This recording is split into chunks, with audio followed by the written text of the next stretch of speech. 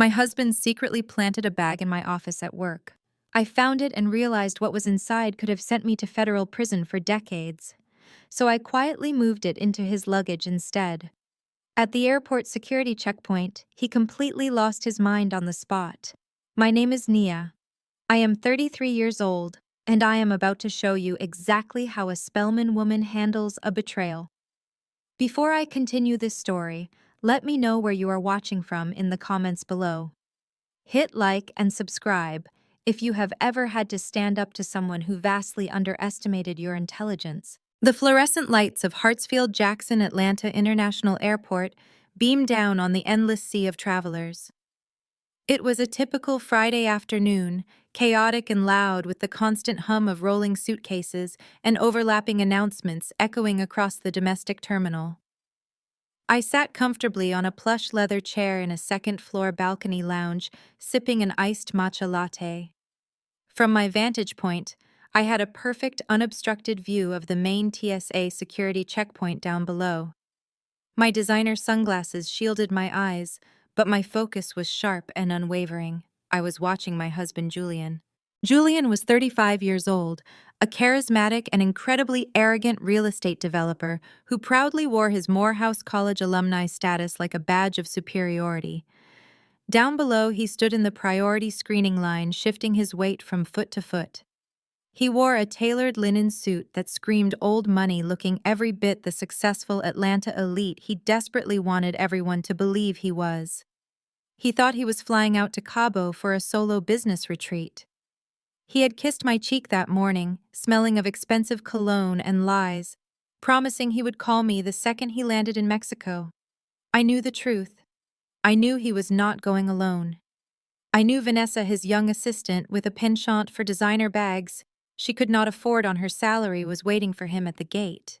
But more importantly, I knew exactly what was hidden inside his vintage Louis Vuitton carry-on bag. As I took another slow sip of my iced latte, the scene I had orchestrated began to unfold flawlessly. Julian placed his carry-on onto the conveyor belt. He pushed his phone and watch into a plastic bin, flashing a $1 million smile at the female TSA agent. He strolled through the metal detector with the unearned confidence of a man who believed he was untouchable. But as his Louis Vuitton bag passed through the X-ray scanner, the belt suddenly stopped. I watched the TSA agent lean closer to her monitor. Her casual demeanor instantly vanished. She hit a button, and the conveyor belt reversed, running the bag through the scanner a second time. Julian stood at the end of the line, checking his bare wrist out of habit, completely unaware that his entire life was about to collapse. A supervisor approached the scanning station. I leaned forward in my balcony seat, resting my elbows on the glass railing. The supervisor pointed at the screen, then looked directly at Julian. They flagged the bag for secondary screening. 2 armed airport police officers materialized from the surrounding crowd, stepping quietly behind Julian. The TSA supervisor carried the bag to a stainless steel inspection table. "Sir, is this your bag?" he asked. I could not hear the words over the din of the airport, but I could read Julian's lips perfectly. "Yes, of course," he replied, visibly annoyed by the delay. "I am running late for a flight to Cabo." The supervisor unzipped the main compartment. Julian crossed his arms, tapping his foot impatiently. The agent moved aside a stack of neatly folded designer shirts. Then he reached into the lining and pulled out the items. First came the thick bundles of cash. $200,000 in crisp, uncirculated bills, held tightly together by heavy-duty banking bands from a financial institution in the Bahamas. Julian's arms dropped to his sides. His mouth fell open. But the supervisor was not done. He reached back into the bag and pulled out a heavy, dark object wrapped in a microfiber cloth. He peeled back the fabric to reveal a sleek, matte black handgun, an unregistered firearm with the serial numbers meticulously filed off. The reaction was instantaneous. The 2 police officers standing behind Julian grabbed his arms, twisting them sharply behind his back. Julian shrieked, his polished facade shattering into a million pieces of sheer panic. He thrashed against the officers, screaming at the top of his lungs.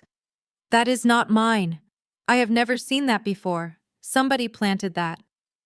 His voice echoed all the way up to my balcony, a desperate high-pitched wail that drew the attention of hundreds of passengers. Travelers stopped in their tracks, pulling out their phones to record the handsome businessman being wrestled to the floor by law enforcement. "Let me go!" Julian hollered, his face pressed against the cold linoleum tiles. "You have the wrong man. I am a respected developer. Let me call my wife. I need to call my wife. She works in wealth management. She can clear this up." I watched as an officer patted him down, retrieved his belongings from the plastic bin, and allowed him to hold his phone with trembling hands. Up on the balcony, my phone began to vibrate violently against the glass table. The caller ID flashed Julian's face, a smiling, handsome portrait taken during our anniversary trip to Paris.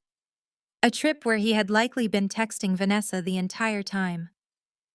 The phone buzzed and buzzed, dancing across the tabletop. I let it ring. I watched the desperation consume him down below as it went to voicemail. He dialed again immediately. He was crying now, tears streaming down his face as federal agents arrived on the scene, securing the unregistered weapon and the suspicious currency. He was begging the officers, begging his phone, begging the universe to save him from a trap he had entirely built for himself. I picked up my phone. I did not answer the call, but I opened our text message thread. I typed slowly and deliberately, savoring every single keystroke. "Have a nice flight, baby. Watch out for customs." I hit send. I watched him look down at his phone screen. I saw his entire body go rigid as he read my words. The realization washed over him like a tidal wave of ice water. He looked frantically around the massive airport terminal, searching the crowds, searching the balconies, suddenly understanding that he was not the predator in this scenario.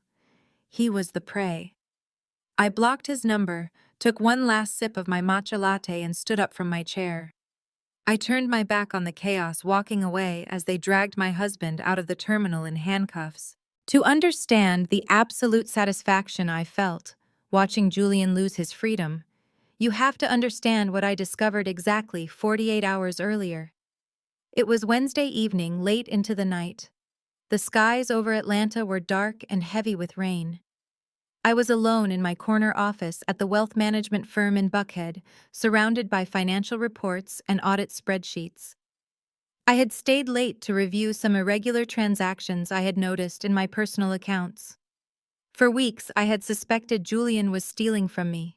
Small things at first: missing jewelry, unexplained withdrawals, luxury charges on shared credit cards that he brushed off as business expenses. But I am an auditor. I am a Spelman-educated financial expert who manages hundreds of millions of dollars for the most elite clients in the South.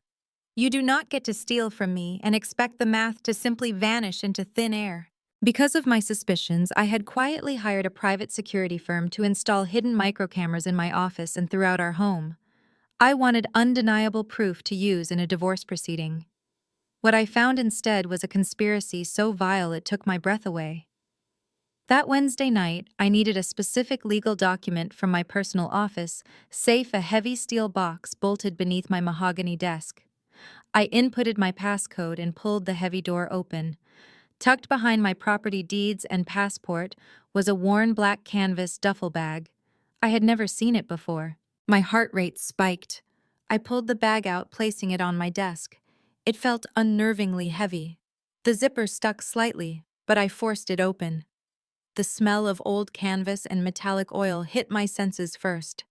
Inside the bag were thick stacks of cash banded tightly together. My mind raced as I calculated the volume. It had to be at least $200,000. Beneath the money lay a cold, heavy object wrapped in a cloth. I peeled back the fabric and found the firearm. It was a matte black pistol, the serial numbers visibly scratched away, rendering it a ghost weapon. My hands began to shake, not from fear, but from a terrifying realization of danger. But the final item in the bag was what truly illuminated the depth of Julian's betrayal. Tucked into a side pocket was a pristine, white USB flash drive. I plugged it into an offline secure laptop I used for isolating suspicious files. The drive contained a single document.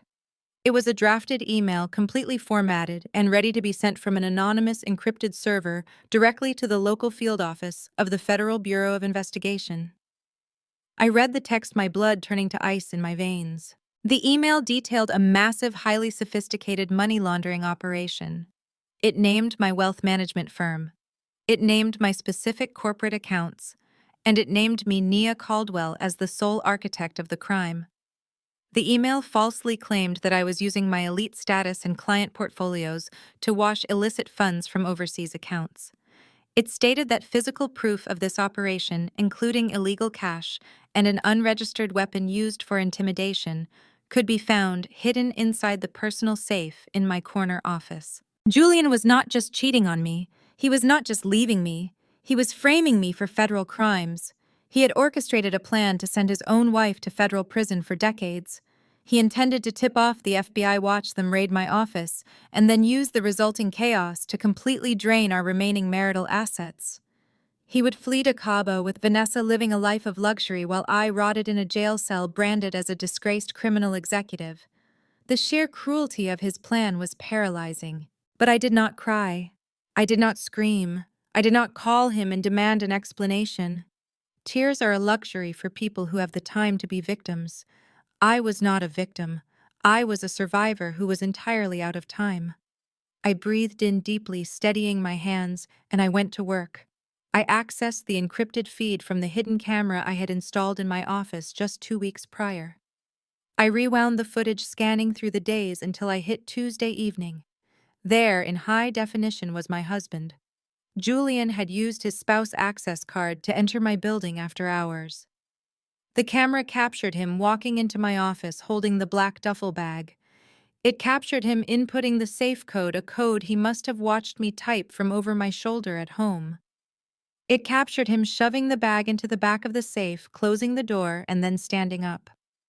The camera caught the unmistakable, arrogant smirk on his face as he looked around my office, admiring his own handiwork. He looked so incredibly pleased with himself, entirely unaware that he was sealing his own fate on a hidden digital lens. I spent the next 4 hours executing a flawless counter-operation. I put on a pair of latex gloves from the emergency first aid kit in the break room. I carefully removed the duffel bag from the safe. I wiped down the safe interior with a microfiber cloth and a cleaning solution, ensuring absolutely no trace of the bag remained. I wiped the exterior of the bag, the cash bands, and the cloth wrapping the firearm. I transferred the contents into a sterile shopping bag. I took the USB drive, permanently wiped its data using military-grade scrubbing software, and physically destroyed the drive with a heavy paperweight, tossing the shattered pieces into a commercial dumpster blocks away from my office. I drove home at 3 in the morning. The house was silent.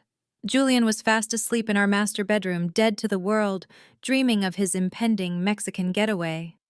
His large Louis Vuitton carry-on suitcase was sitting open on the floor of his walk-in closet, packed neatly with resort wear and expensive swim trunks. I moved like a ghost.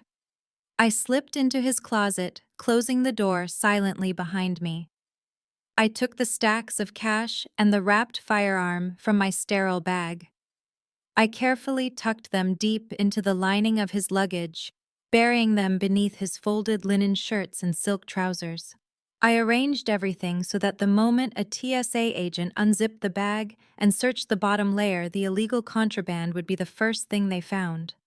I zipped his luggage shut. I went to the guest bathroom, took a long, scalding shower to wash the sweat and adrenaline from my skin, and climbed into bed next to the man who wanted to destroy my life. I lay awake for the rest of the night, listening to him breathe, feeling nothing but a profound, terrifying calm. I had reversed the board. He had built a guillotine specifically for my neck, and I had simply adjusted the blade to fall on his instead. When morning came, I woke up and made him coffee. I smiled as he talked about how stressful his business trip was going to be. I straightened his collar and kissed his cheek.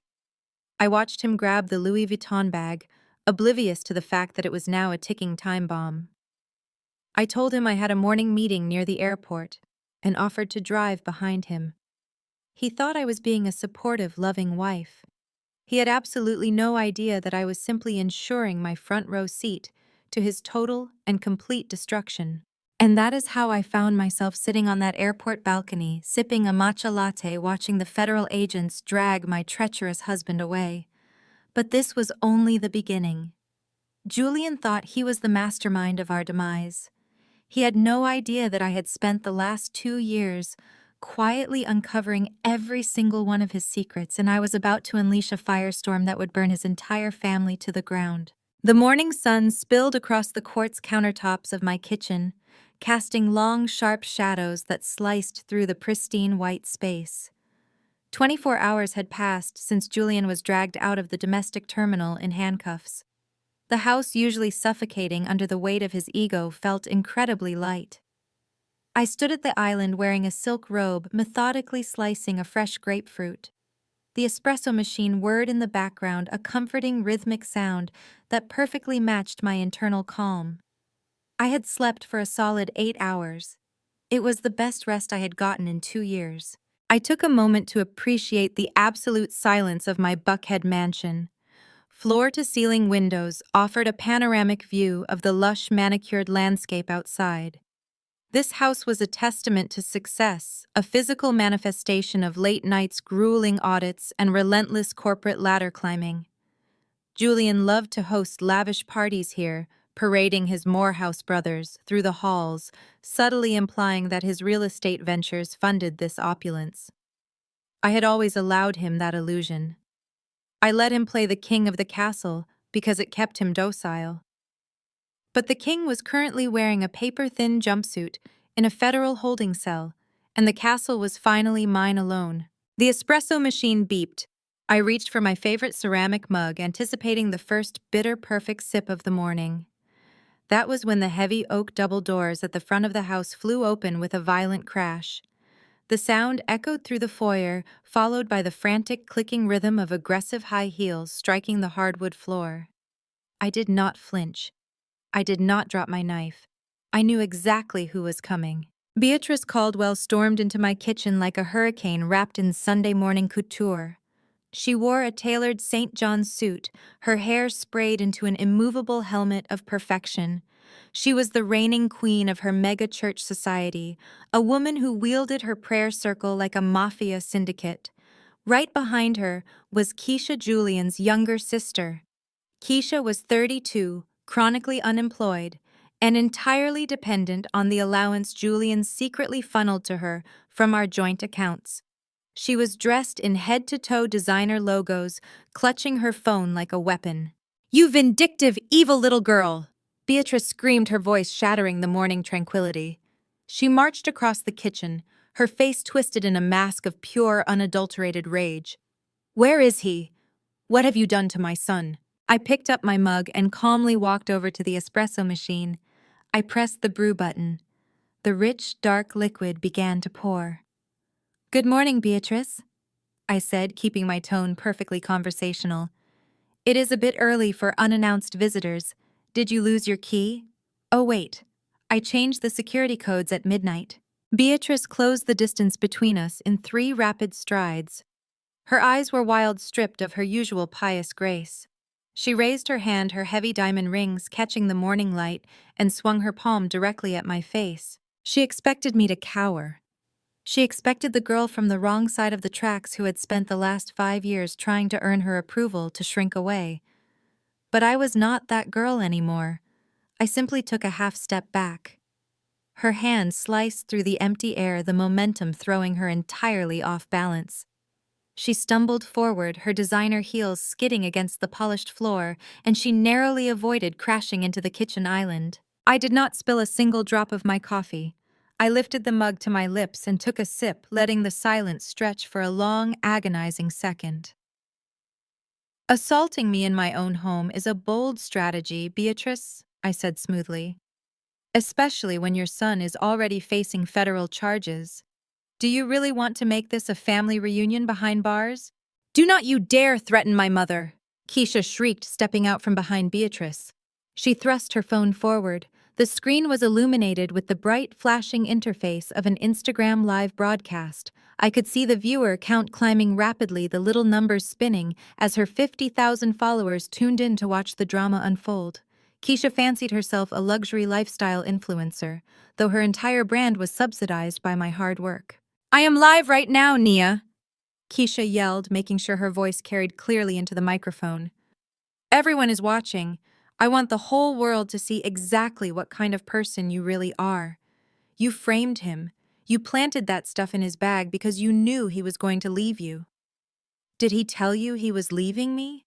I asked, raising an eyebrow. "Or did he just tell you he was going on a business trip?" Keisha ignored the question, turning the camera to focus squarely on my face. She angled her phone to capture my silk robe and the expansive, luxurious kitchen behind me. "Look at her, y'all." Keisha addressed her digital audience, her voice dripping with venom. "Look at this ghetto gold digger." Julian picked her up from the projects, gave her the Caldwell last name, brought her into high society, and this is how she repays him. She gets mad, gets jealous, and tries to send an innocent black man to federal prison so she can steal our family money. The sheer audacity of her statement was almost comical. The Caldwell family money was an illusion, a house of cards built on debt fraud and a desperate need to maintain appearances. They were drowning, and I had been the only life raft keeping them afloat. But Keisha was playing to her audience, utilizing every toxic stereotype she could weaponize against me. "She set him up," Beatrice chimed in, stepping into the frame of the live stream, adjusting her suit jacket to ensure she looked presentable for the internet. "My son is a God-fearing man, a pillar of this community. He builds homes for people. He donates to the church. He has never touched a weapon in his life, and he certainly does not deal in dirty money.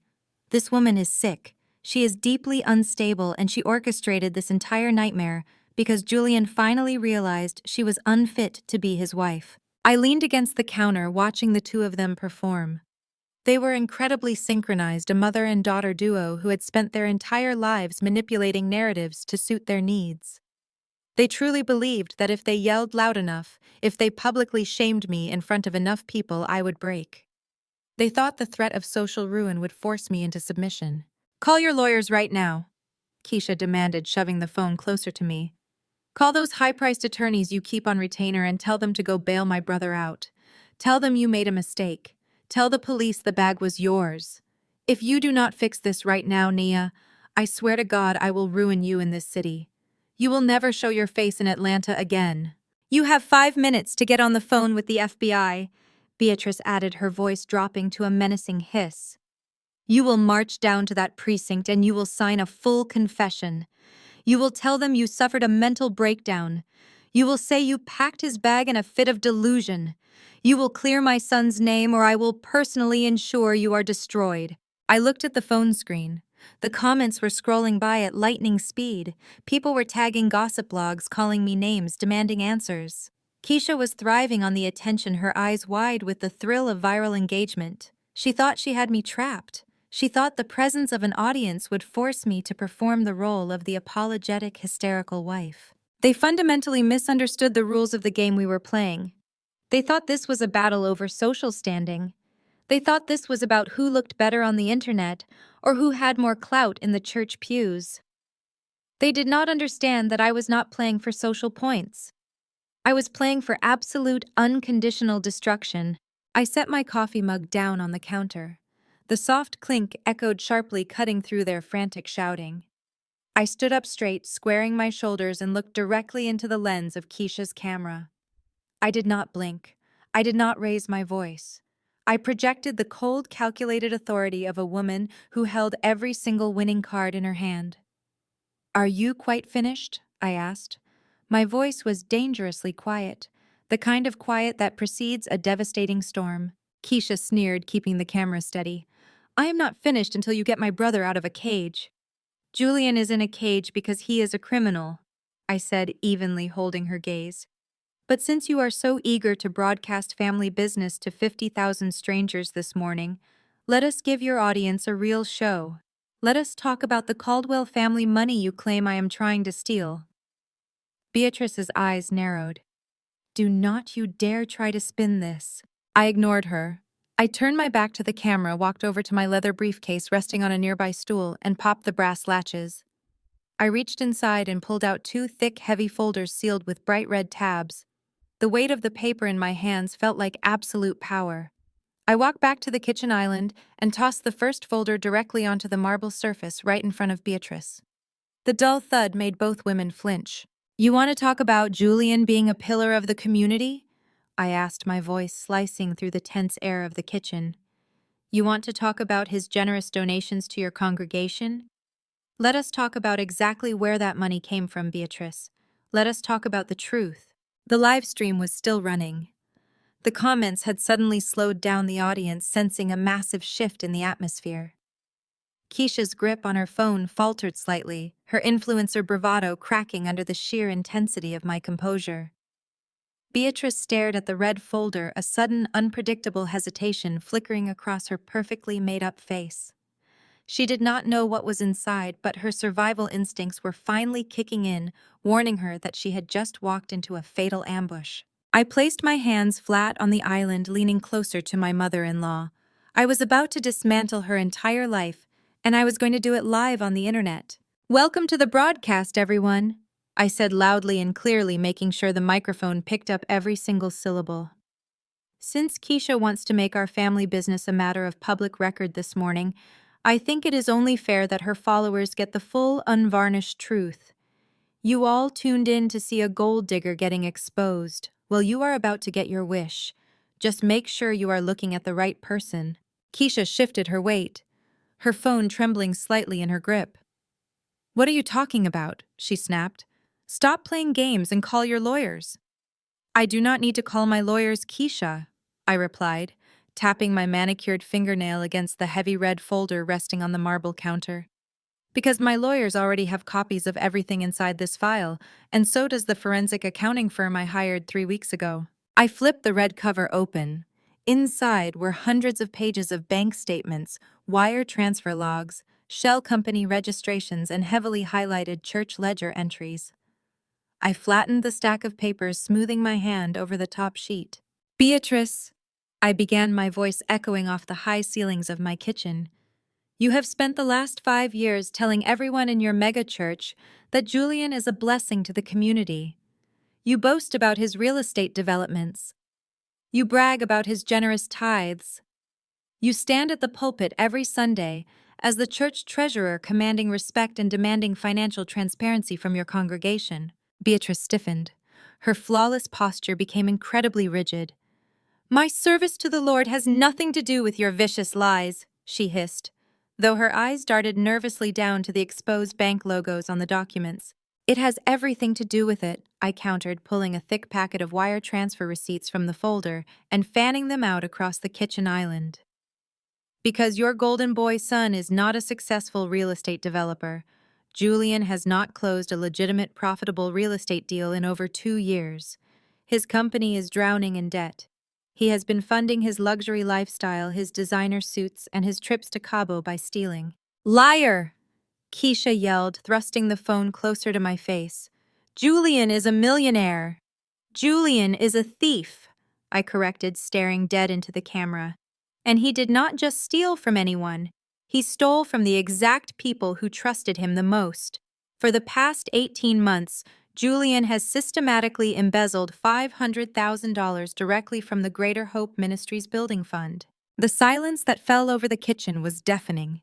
Even Keisha stopped breathing for a fraction of a second.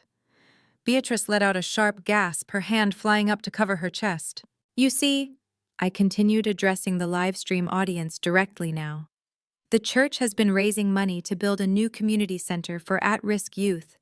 It is a beautiful project. Hundreds of hardworking families donated their hard-earned savings. But that community center is never going to be built, because Julian funneled $500,000 of that money into 3 different dummy corporations." I picked up a document featuring the official letterhead of the state corporate registry. I held it up for the camera to capture perfectly. "These LLCs exist only on paper," I explained, ensuring my voice was steady and authoritative. "Apex Development Holdings, Vanguard Urban Solutions, Pinnacle Realty Trust. They sound very professional, but they do not own any property. They do not have any employees. They are empty shell companies, registered to a registered agent service in Delaware, secretly controlled by Julian Caldwell. He generated fake invoices for contracting work that was never performed, billed the church building fund, and transferred the cash directly into his own pockets. "Turn that camera off!" Beatrice suddenly shrieked, lunging toward Keisha. Her previous bravado had completely evaporated, replaced by a raw, visceral panic. "Do not you dare turn that off," I commanded, my voice cracking like a whip. Keisha froze, caught between her mother's terror and the addictive thrill of a viral moment. The viewer count on the screen had skyrocketed. The numbers were blurring as thousands of people flooded into the broadcast. "Leave the camera on," I told Keisha. "Your followers need to see the best part." Because Julian could not have stolen $500,000 from the church building fund all by himself. He needed someone on the inside. He needed someone with direct access to the church financial accounts. He needed someone who could authorize massive wire transfers and doctor the internal ledgers to hide the missing cash. I turned my gaze slowly back to Beatrice. The blood had entirely drained from her face. Her tanned skin looked sickly and gray under the bright kitchen lights. Her breathing had become rapid and shallow. "He needed the church treasurer," I said, letting the words hang heavily in the air. "I did not," Beatrice stammered, her voice shaking uncontrollably. "I did not know what he was doing. He said the church was investing in his projects. He said it was a temporary loan. He promised he would put the money back before the annual audit." "A temporary loan?" I laughed, a sharp, humorless sound. "Beatrice, you are a 60-year-old woman who has managed corporate accounts for decades. You know exactly what a fake invoice looks like. You authorized 27 separate wire transfers over the course of 18 months. You signed off on every single one of them. You knowingly bypassed the church board of directors. You bypassed the finance committee. You used your sole authority as treasurer to bleed your own congregation dry so your son could pretend to be a mogul. He promised he would pay it back." Beatrice cried out, tears ruining her perfectly applied mascara. "He said he just needed to cover some short-term debts. He is my son. I had to help him." "You did not help him," I replied coldly. "You became his co-conspirator. You aided and abetted federal wire fraud. You facilitated the embezzlement of $500,000 from a tax-exempt religious organization. That is not a mother helping her son. That is a felony." I reached into the folder and pulled out a stack of internal church ledgers. I slammed them onto the marble counter. "I spent weeks tracking down every single cent," I said, pointing to the highlighted columns. "I matched the dates of your authorized wire transfers to the exact days Julian's dummy corporations purchased his luxury vehicles, paid off his underground gambling debts, and funded his extravagant trips. The paper trail is absolutely flawless. It is a straight, undeniable line from the collection plate to Julian's pockets, with your signature authorizing every single step of the journey." Beatrice began to tremble. Her hands shook violently as she stared at the document spread across my kitchen island. "Look at the screen, Keisha," I ordered, gesturing toward the phone. Keisha looked down at her device. Her mouth fell open in shock. The live chat was moving so fast, it was nearly impossible to read, but the overarching theme was crystal clear. Members of their megachurch had tuned in. The comments were an explosion of outrage, heartbreak, and fury. "Sister Beatrice stole our money," one comment read. "We gave our rent money for that youth center." Another flashed across the screen. "Arrest her right now." "Julian is a fraud and his mother is a thief." "The deacons are calling the police." The entire congregation was watching their revered treasurer get exposed in real time. The flawless, pious reputation Beatrice had spent her entire adult life cultivating was burning to the ground right in front of her eyes. Decades of social climbing, networking, and religious posturing were wiped out in a matter of minutes. "If I hand this red folder over to the Federal Bureau of Investigation," I said, my voice dropping to a low, lethal register, "Julian will not be the only member of the Caldwell family wearing a jumpsuit. You will be indicted as a co-conspirator, Beatrice. You will face federal wire fraud charges. You will face embezzlement charges. You will be dragged out of your precious sanctuary in handcuffs, and you will spend the rest of your retirement in a federal penitentiary." Beatrice let out a strangled, agonizing wail. Her knees buckled beneath her. The tailored St. John suit crumpled as she collapsed onto the hard hardwood floor of my kitchen. She grabbed the edge of the marble island, trying to hold herself up, but her strength was entirely gone. She dropped to her hands and knees, gasping for air, her chest heaving as she began to hyperventilate. "Mom!" Keisha screamed, finally dropping the phone to her side, though the camera lens was still pointed directly at her mother sobbing on the floor. "You wanted me to call my lawyers to fix Julian's mess," I said, looking down at Beatrice as she gasped for breath. "You broke into my home, assaulted me, and demanded I take the fall for his crimes. You truly believed I was weak enough to let you bully me into submission, but you brought a temper tantrum to a war zone." Beatrice could not form words. She was clutching her chest, letting out short, panicked wheezes. The reality of federal prison was crushing her lungs. She looked up at me, her eyes begging for a mercy she had never once shown me during our entire relationship. "Please!" Beatrice choked out tears and makeup streaming down her face, ruining her expensive clothes. "Nia, please, do not give them the folder. I will do anything. We will pay it back. I will sell my house. Just do not call the feds, please." I looked down at her, feeling absolutely no pity. I had spent years dealing with her passive-aggressive insults, her snide remarks about my background, and her relentless attempts to make me feel unworthy of her precious son. She had smiled in my face while actively helping Julian steal from her own community just to maintain their fake lifestyle. "You cannot pay it back, Beatrice," I stated flatly. "The money is gone. Julian blew it all. There is nothing left to salvage. You are out of time, out of money, and completely out of options." I picked up my espresso mug and took another slow sip. The coffee was still warm. The live chat on Keisha's phone was still exploding with rage from the betrayed church members. The trap had sprung perfectly, and the first domino had officially fallen. But I was not finished. I had another folder, and the Caldwell family had more secrets. I turned my attention to Keisha, who was staring at her mother in sheer, unadulterated horror. Keisha was frozen, her influencer persona completely shattered. The phone in her hand felt like a live grenade broadcasting the ultimate ruin of her family's pristine facade. She looked from her mother, who was currently a sobbing, hyperventilating mess on my floor, to me standing calm and composed behind the marble island. "You are a monster," Keisha whispered, her voice trembling with a mixture of fear and denial. She tried to step back instinctively, seeking an escape route toward the front door. "You planned all of this just to destroy us." "I did not steal the money, Keisha," I reminded her calmly. "I did not create the fake LLCs. I did not forge the invoices, and I certainly did not authorize the wire transfers.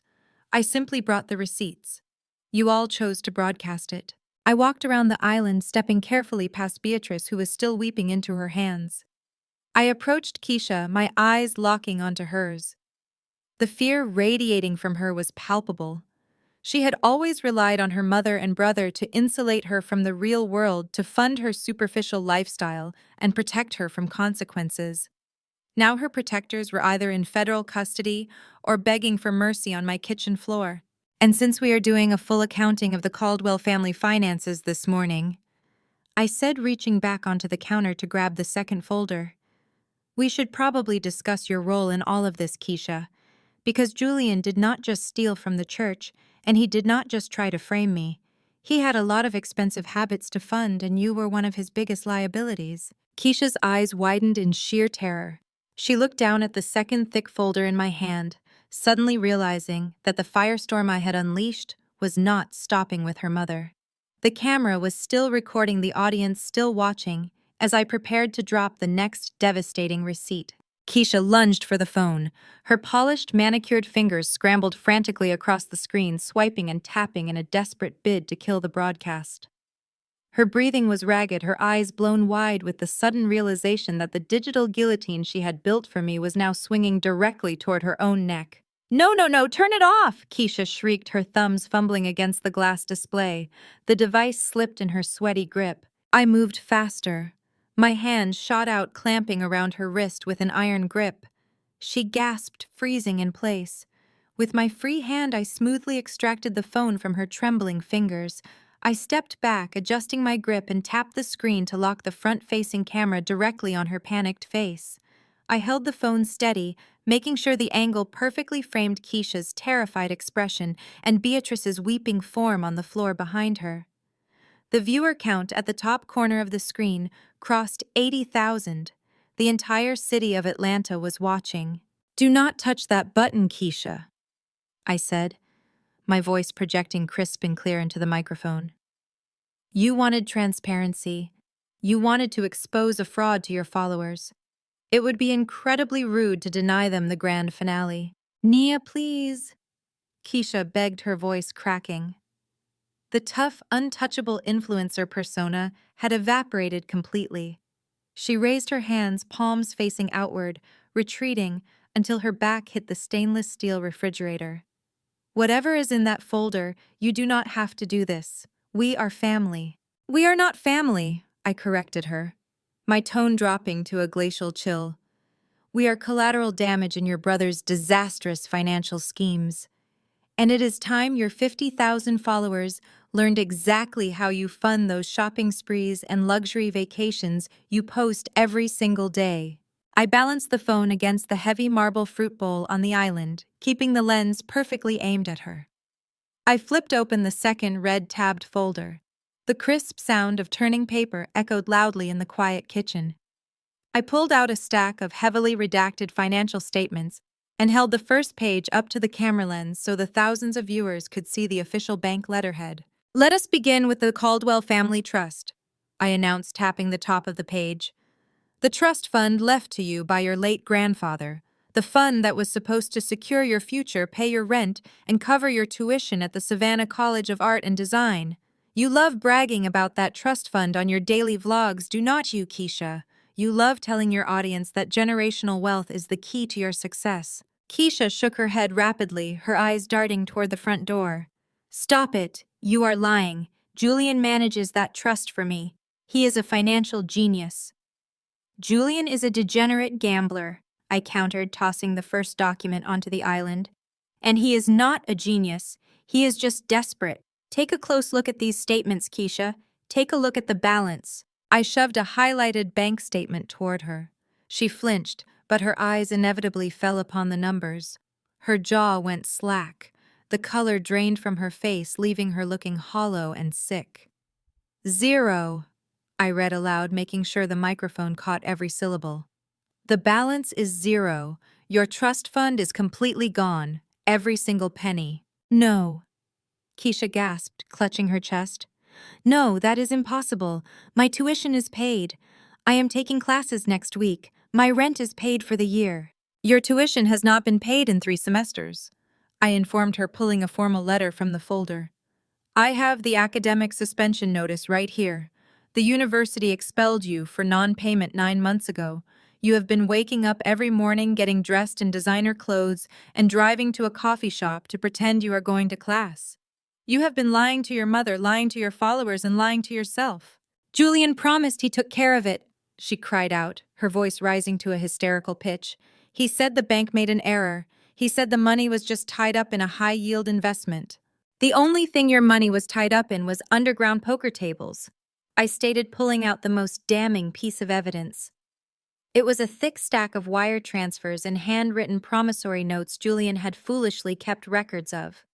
"Your brother developed a massive gambling addiction 2 years ago.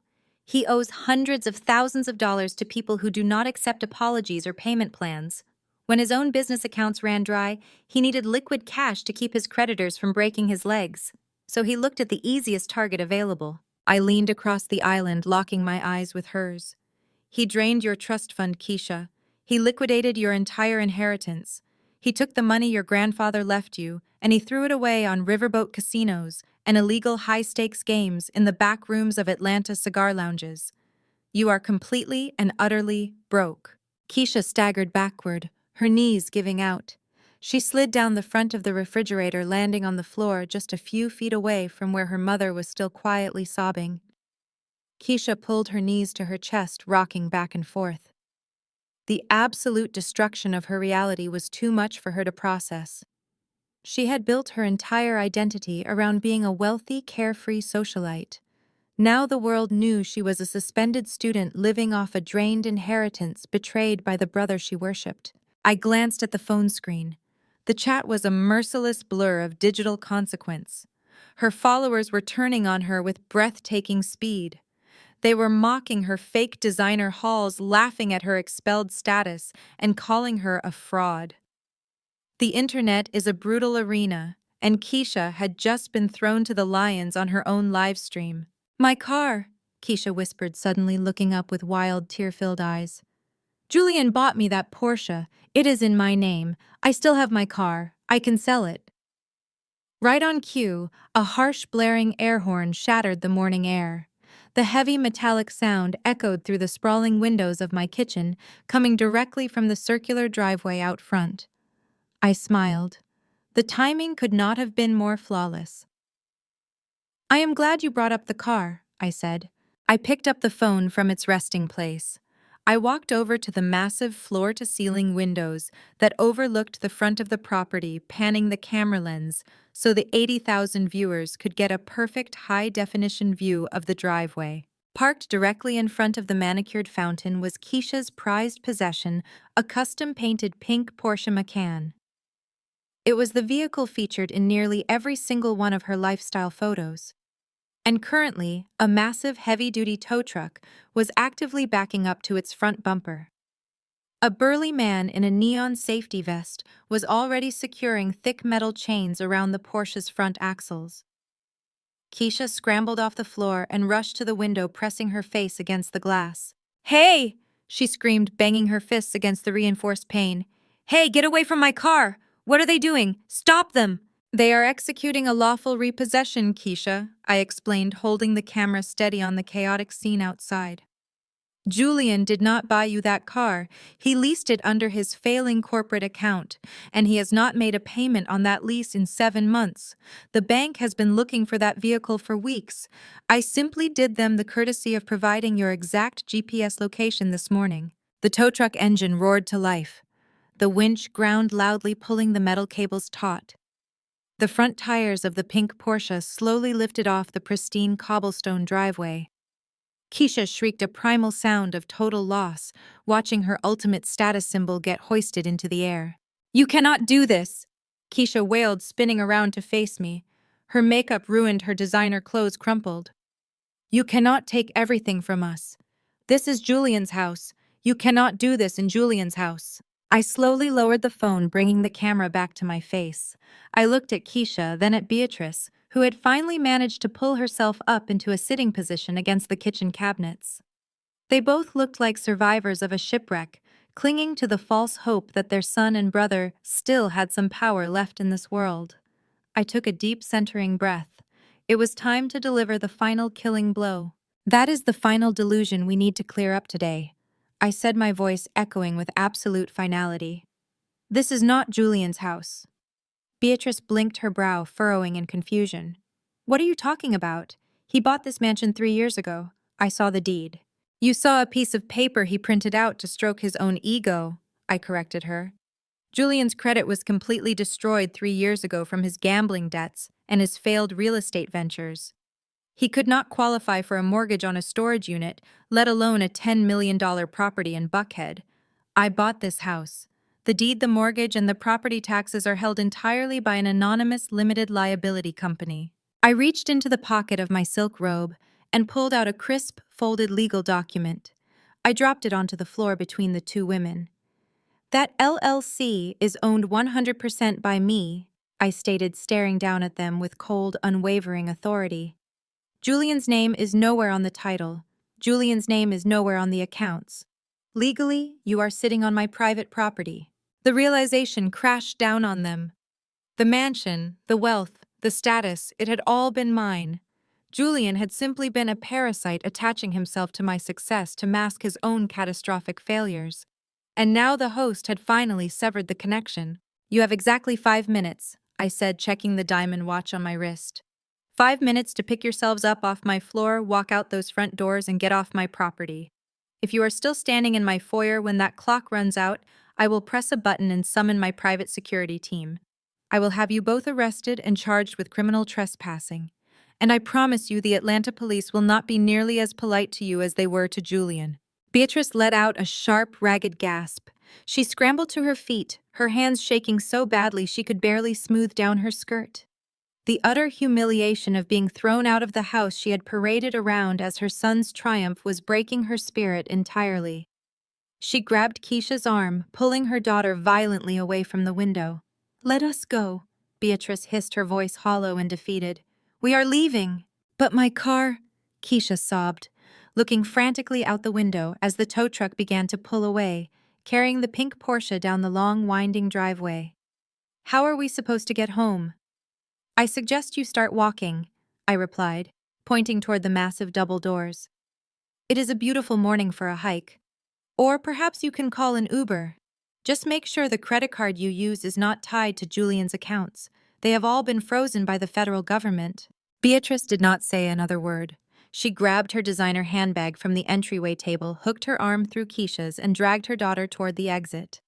Keisha was still crying, glancing back at her phone, which I was still holding steady. I followed them to the foyer, keeping the camera trained on their retreating figures. The heavy oak doors swung open. Beatrice and Keisha stumbled out onto the front steps, the bright morning sun illuminating their absolute disgrace. They walked down the cobblestone driveway, two women in expensive clothes, stripped of their pride, their wealth, and their dignity, forced to flee on foot down the long private road. I stepped out onto the porch, holding the phone up so the live stream captured their humiliating retreat. The chat was a blazing inferno of reactions, thousands of people bearing witness to the spectacular downfall of the Caldwell family. I brought the phone back to my face. I looked into the lens, offering a serene, victorious smile. "Thank you all for tuning in this morning," I said smoothly. "I hope this has been an educational experience. Have a blessed day." I reached out and ended the live stream. The screen went dark. The silence of the morning returned, broken only by the distant fading sound of Keisha's pink Porsche being towed away into oblivion. I turned around, walked back inside my beautiful, quiet home, and locked the doors behind me. 2 weeks passed since the morning I dismantled my mother-in-law on Instagram Live. The fallout was swift, absolute, and entirely public. Beatrice was forced to mortgage the last remaining equity in her downsized condo just to post Julian's exorbitant bail. He was released from federal custody, but he was a desperate, cornered animal. And desperate animals always try to put on a show of strength. That is exactly why he decided to show his face at the annual Atlanta HBCU alumni fundraising gala. He needed money, he needed investors, and he desperately needed to repair his shattered reputation. The gala was the crown jewel of Atlanta's Black high society. Held in the grand ballroom of the St. Regis in Buckhead. It was a room overflowing with generational wealth, elite politicians, and top-tier venture capitalists. Silk drapery cascaded from the ceiling, massive crystal chandeliers cast a warm golden glow across the room, and towering centerpieces of white orchids adorned every table. It was an environment designed for networking, deal-making, and maintaining the illusion of absolute perfection. Julian arrived early with his mistress and co-conspirator Vanessa draped securely on his arm. I had eyes in the room long before I made my official entrance.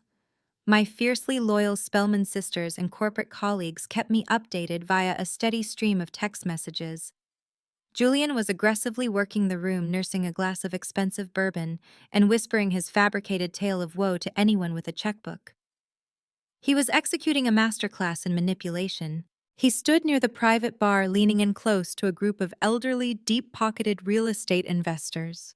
He told the city's elite that the intense pressure of my corporate career had finally broken my mind. He claimed I had suffered a severe psychotic break, that I hallucinated his infidelity, and that I had planted the illicit cash and the unregistered weapon in his luggage in a fit of paranoid delusion. He played the heartbroken, innocent, and long-suffering husband perfectly. He was trying to salvage his failing real estate investments by painting me as a hysterical, unstable woman who was desperately trying to ruin a good man. Vanessa stood right beside him, acting every bit the supportive and understanding partner. She was draped in a custom emerald green couture gown, flashing her brilliant smile, and nodding sympathetically while Julian fed his toxic lies to the surrounding executives. She genuinely thought they had weathered the storm. She thought the worst was over. She believed that because they were dressed in formal wear and standing in a ballroom, they had somehow reclaimed their power. They were entirely and spectacularly wrong. I arrived an hour into the cocktail reception, timing my entrance for maximum psychological impact. I did not sneak through a side door or quietly find my seat. I walked straight through the main double doors of the grand ballroom, flanked by two of my closest friends and business partners. I wore a backless, floor-length crimson gown that commanded absolute undivided attention. The silk moved like liquid fire around my ankles. My hair was styled in flawless sweeping waves, and I wore a vintage diamond collar necklace that caught the light of every chandelier in the sprawling room. I did not look like a woman who had suffered a mental breakdown. I looked like the CEO of my own life, radiating an untouchable lethal power. The moment I stepped onto the plush carpet, the ambient chatter of the ballroom began to die down. It started as a subtle ripple near the entrance and spread outward, a wave of sudden electrified silence sweeping over the crowd.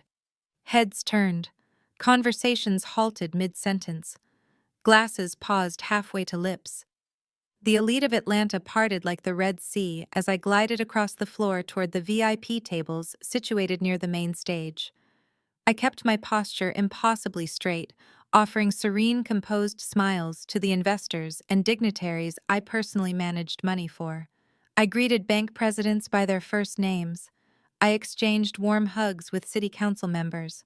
I was completely unbothered, claiming my space in a room that Julian was desperately trying to turn against me. Across the room, Julian saw me. The color drained completely from his face, leaving him looking like a ghost trapped in a tailored tuxedo. His hand visibly shook, sloshing his bourbon over the rim of his crystal glass and onto his polished dress shoes. He quickly leaned into the ear of a prominent bank executive, desperately doubling down on his narrative. He whispered frantically that my appearance was just another erratic episode, pointing a shaking finger in my direction, playing the terrified victim, and warning the investors to steer clear of my supposed toxicity. He wanted them to view me as a ticking time bomb. But Vanessa was not as smart as Julian. She was younger, far more arrogant, and entirely blinded by her own inflated ego.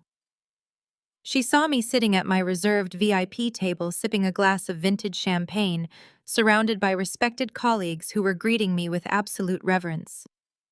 Vanessa saw the attention shifting away from Julian's pathetic sob story and directly onto my undeniable presence.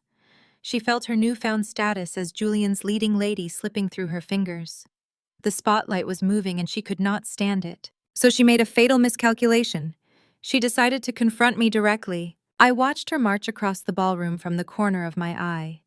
The emerald green silk of her couture gown trailed heavily behind her as she pushed past waiters and wealthy guests. Her face was set in a hard, confrontational mask. She wanted a fight.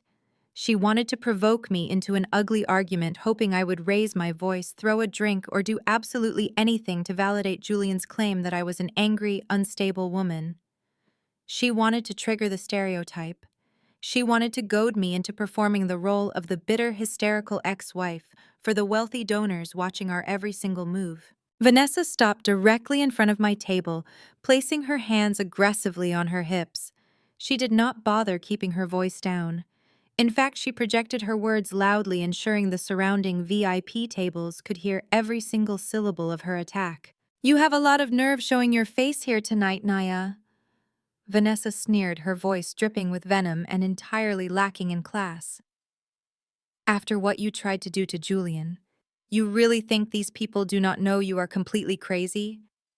I did not stand up. I did not raise my voice. I did not even break my posture. I slowly lowered my champagne flute to the table, crossed my legs elegantly, and looked up at her with an expression of mild, polite curiosity. "Good evening, Vanessa." I said smoothly, my voice perfectly modulated. That is a lovely gown. Did you buy it before or after Julian drained his mother's retirement account to pay his bail bondsman? Several people at the adjacent tables gasped audibly. A few executives turned their chairs to watch the spectacle unfold. Vanessa's face flushed a deep, angry crimson. My calm demeanor infuriated her. She leaned closer, slamming her palms flat against my table, invading my personal space in a desperate attempt to assert dominance. You think you are so smart, Vanessa practically yelled, completely abandoning any pretense of high society etiquette. You think because you have money and a fancy degree that you are better than me. But Julian never loved you. He told me everything. He laughed at you behind your back every single day. He told me you were cold, boring, and obsessed with your job. You were nothing but a paycheck to him. She stood up straight, tossing her hair over her shoulder, playing directly to the silent watching crowd. She was digging her own grave with extraordinary enthusiasm. He only stayed with you for your credit score, Vanessa announced loudly, her voice echoing in the sudden heavy quiet of the ballroom. He needed your pristine little financial reputation to secure his commercial real estate loans.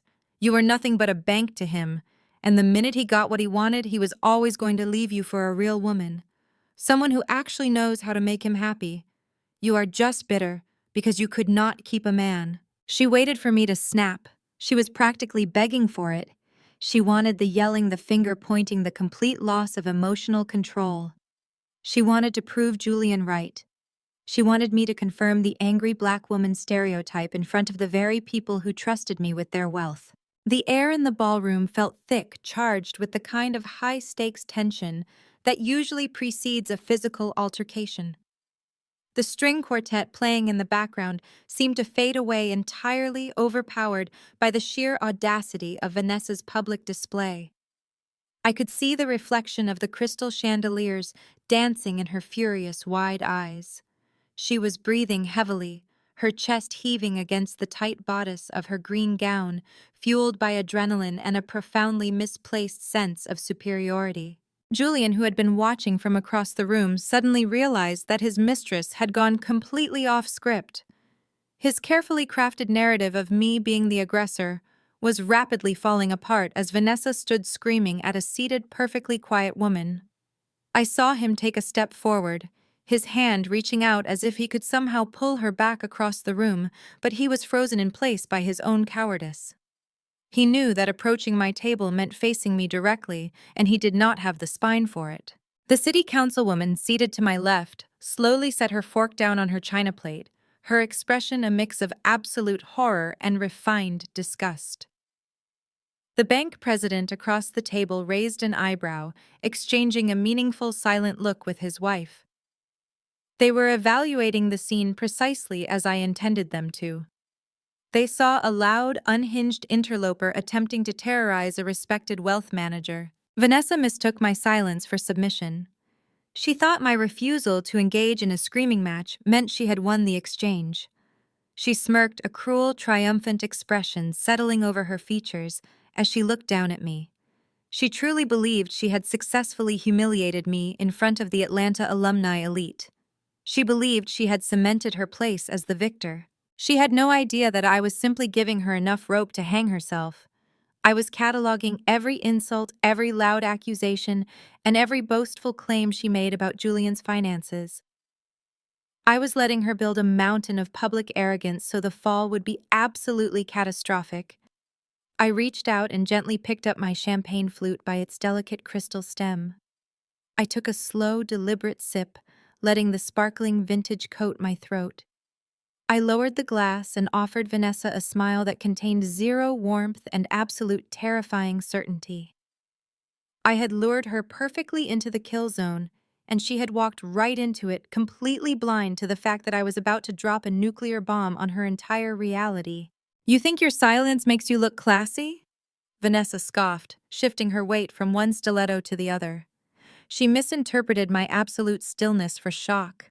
She thought she had paralyzed me with her cruel little speech. You think sitting there with your vintage jewelry makes you better than me?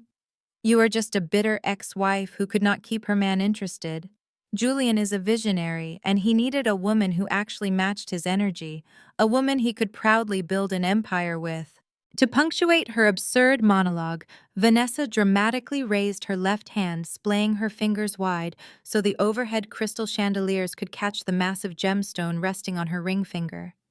It was a radiant cut diamond, easily 5 or 6 carats, set in a thick platinum band. She thrust her hand forward, practically shoving the jewelry into my line of sight. "He bought this for me yesterday," Vanessa bragged, her voice shrill with triumph. "He told me he wanted to symbolize our real future together.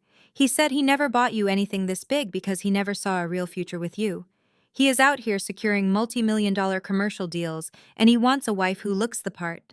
He spares no expense for the woman he actually loves." I remained perfectly seated.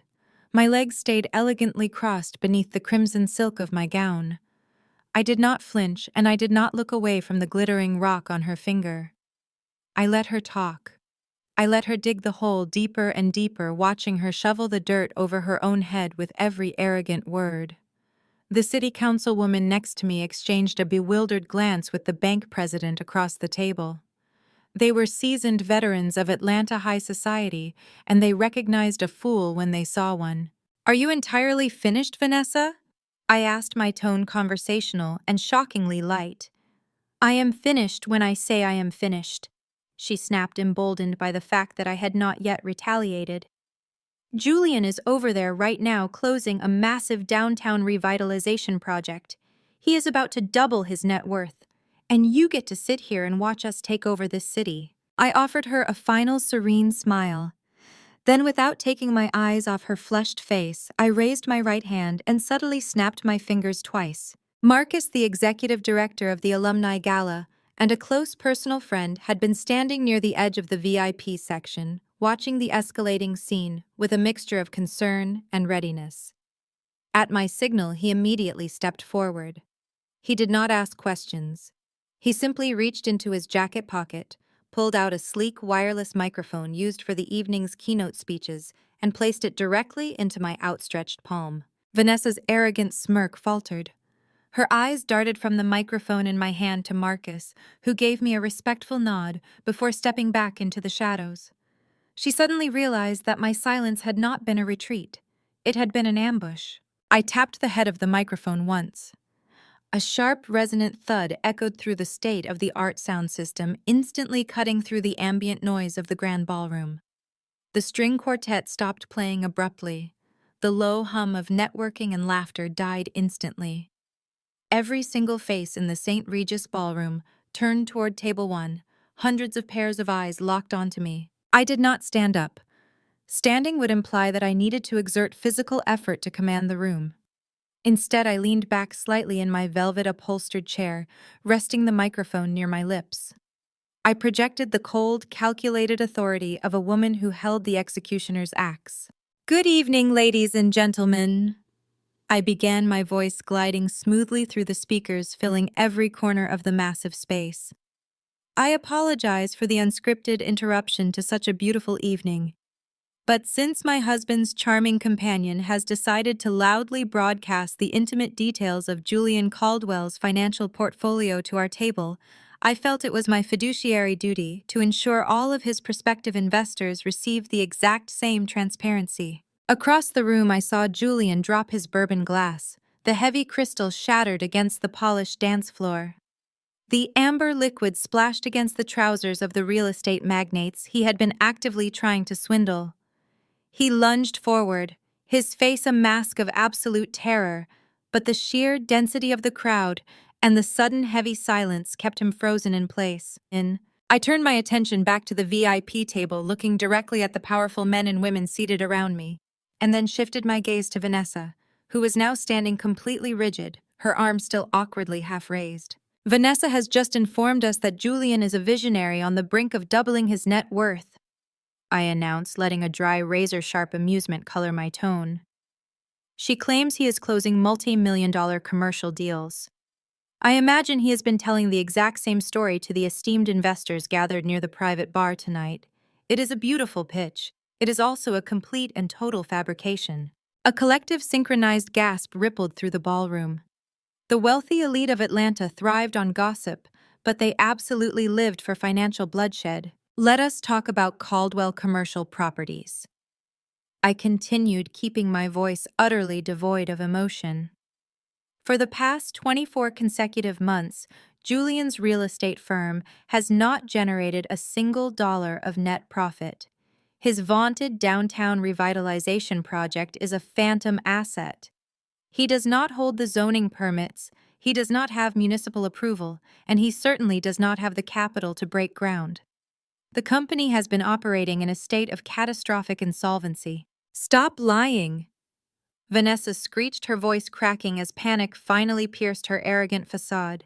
She looked wildly around the room, desperate to find an ally, but the guests were staring at her with unvarnished disgust. Julian is rich. You are just making this up to ruin him. I do not need to make anything up, Vanessa, I replied smoothly into the microphone, because I am the only reason his company did not file for Chapter 11 bankruptcy 2 years ago. I shifted in my seat, turning my body so I was facing the largest cluster of venture capitalists in the room. They were hanging on to every word, mentally calculating their own exposure to Julian's toxic pitches. 2 years ago, when Caldwell Commercial Properties was on the brink of total collapse, Julian came begging for a lifeline. I revealed, exposing the ultimate secret of our marriage to the public. He had exhausted his credit. The banks were calling in his loans. He was weeks away from losing his office space and his commercial licenses, so I provided a capital injection of $2 million to stabilize his firm. Vanessa let out a sharp, ragged breath. Her hands fell to her sides. She shook her head in denial, but the sheer authority in my voice was impossible to ignore. But I did not gift him that money. I clarified, my tone hardening into something lethal and precise. And I did not give it to him as an unsecured loan. I am a wealth manager. I do not make bad investments. I structured that $2 million lifeline as highly aggressive secured mezzanine debt. I formed a blind trust totally separate from our marital assets and used it to purchase the entirety of his corporate debt. I looked directly at Julian across the ballroom. He looked physically ill. He was sweating profusely, his hands gripping the edge of a cocktail table to keep himself upright. He knew exactly what I was saying, and he knew exactly what it meant. For those in the room who might not understand the terminology, I said, bringing my eyes back to Vanessa's horrified face. It means I did not just bail Julian out. I bought him. I am the primary secured lien holder of Caldwell Commercial Properties. I hold the master lien on every single asset associated with his name. If his company defaults on its quarterly obligations, and as of yesterday afternoon, he has officially missed his 3rd consecutive payment, I have the unilateral legal authority to seize everything. The silence in the St. Regis ballroom was so absolute, so profound that you could hear the soft hum of the air conditioning. The city councilwoman beside me was nodding slowly, a look of profound respect settling over her features. The bank president was looking at me with the kind of reverence usually reserved for apex predators.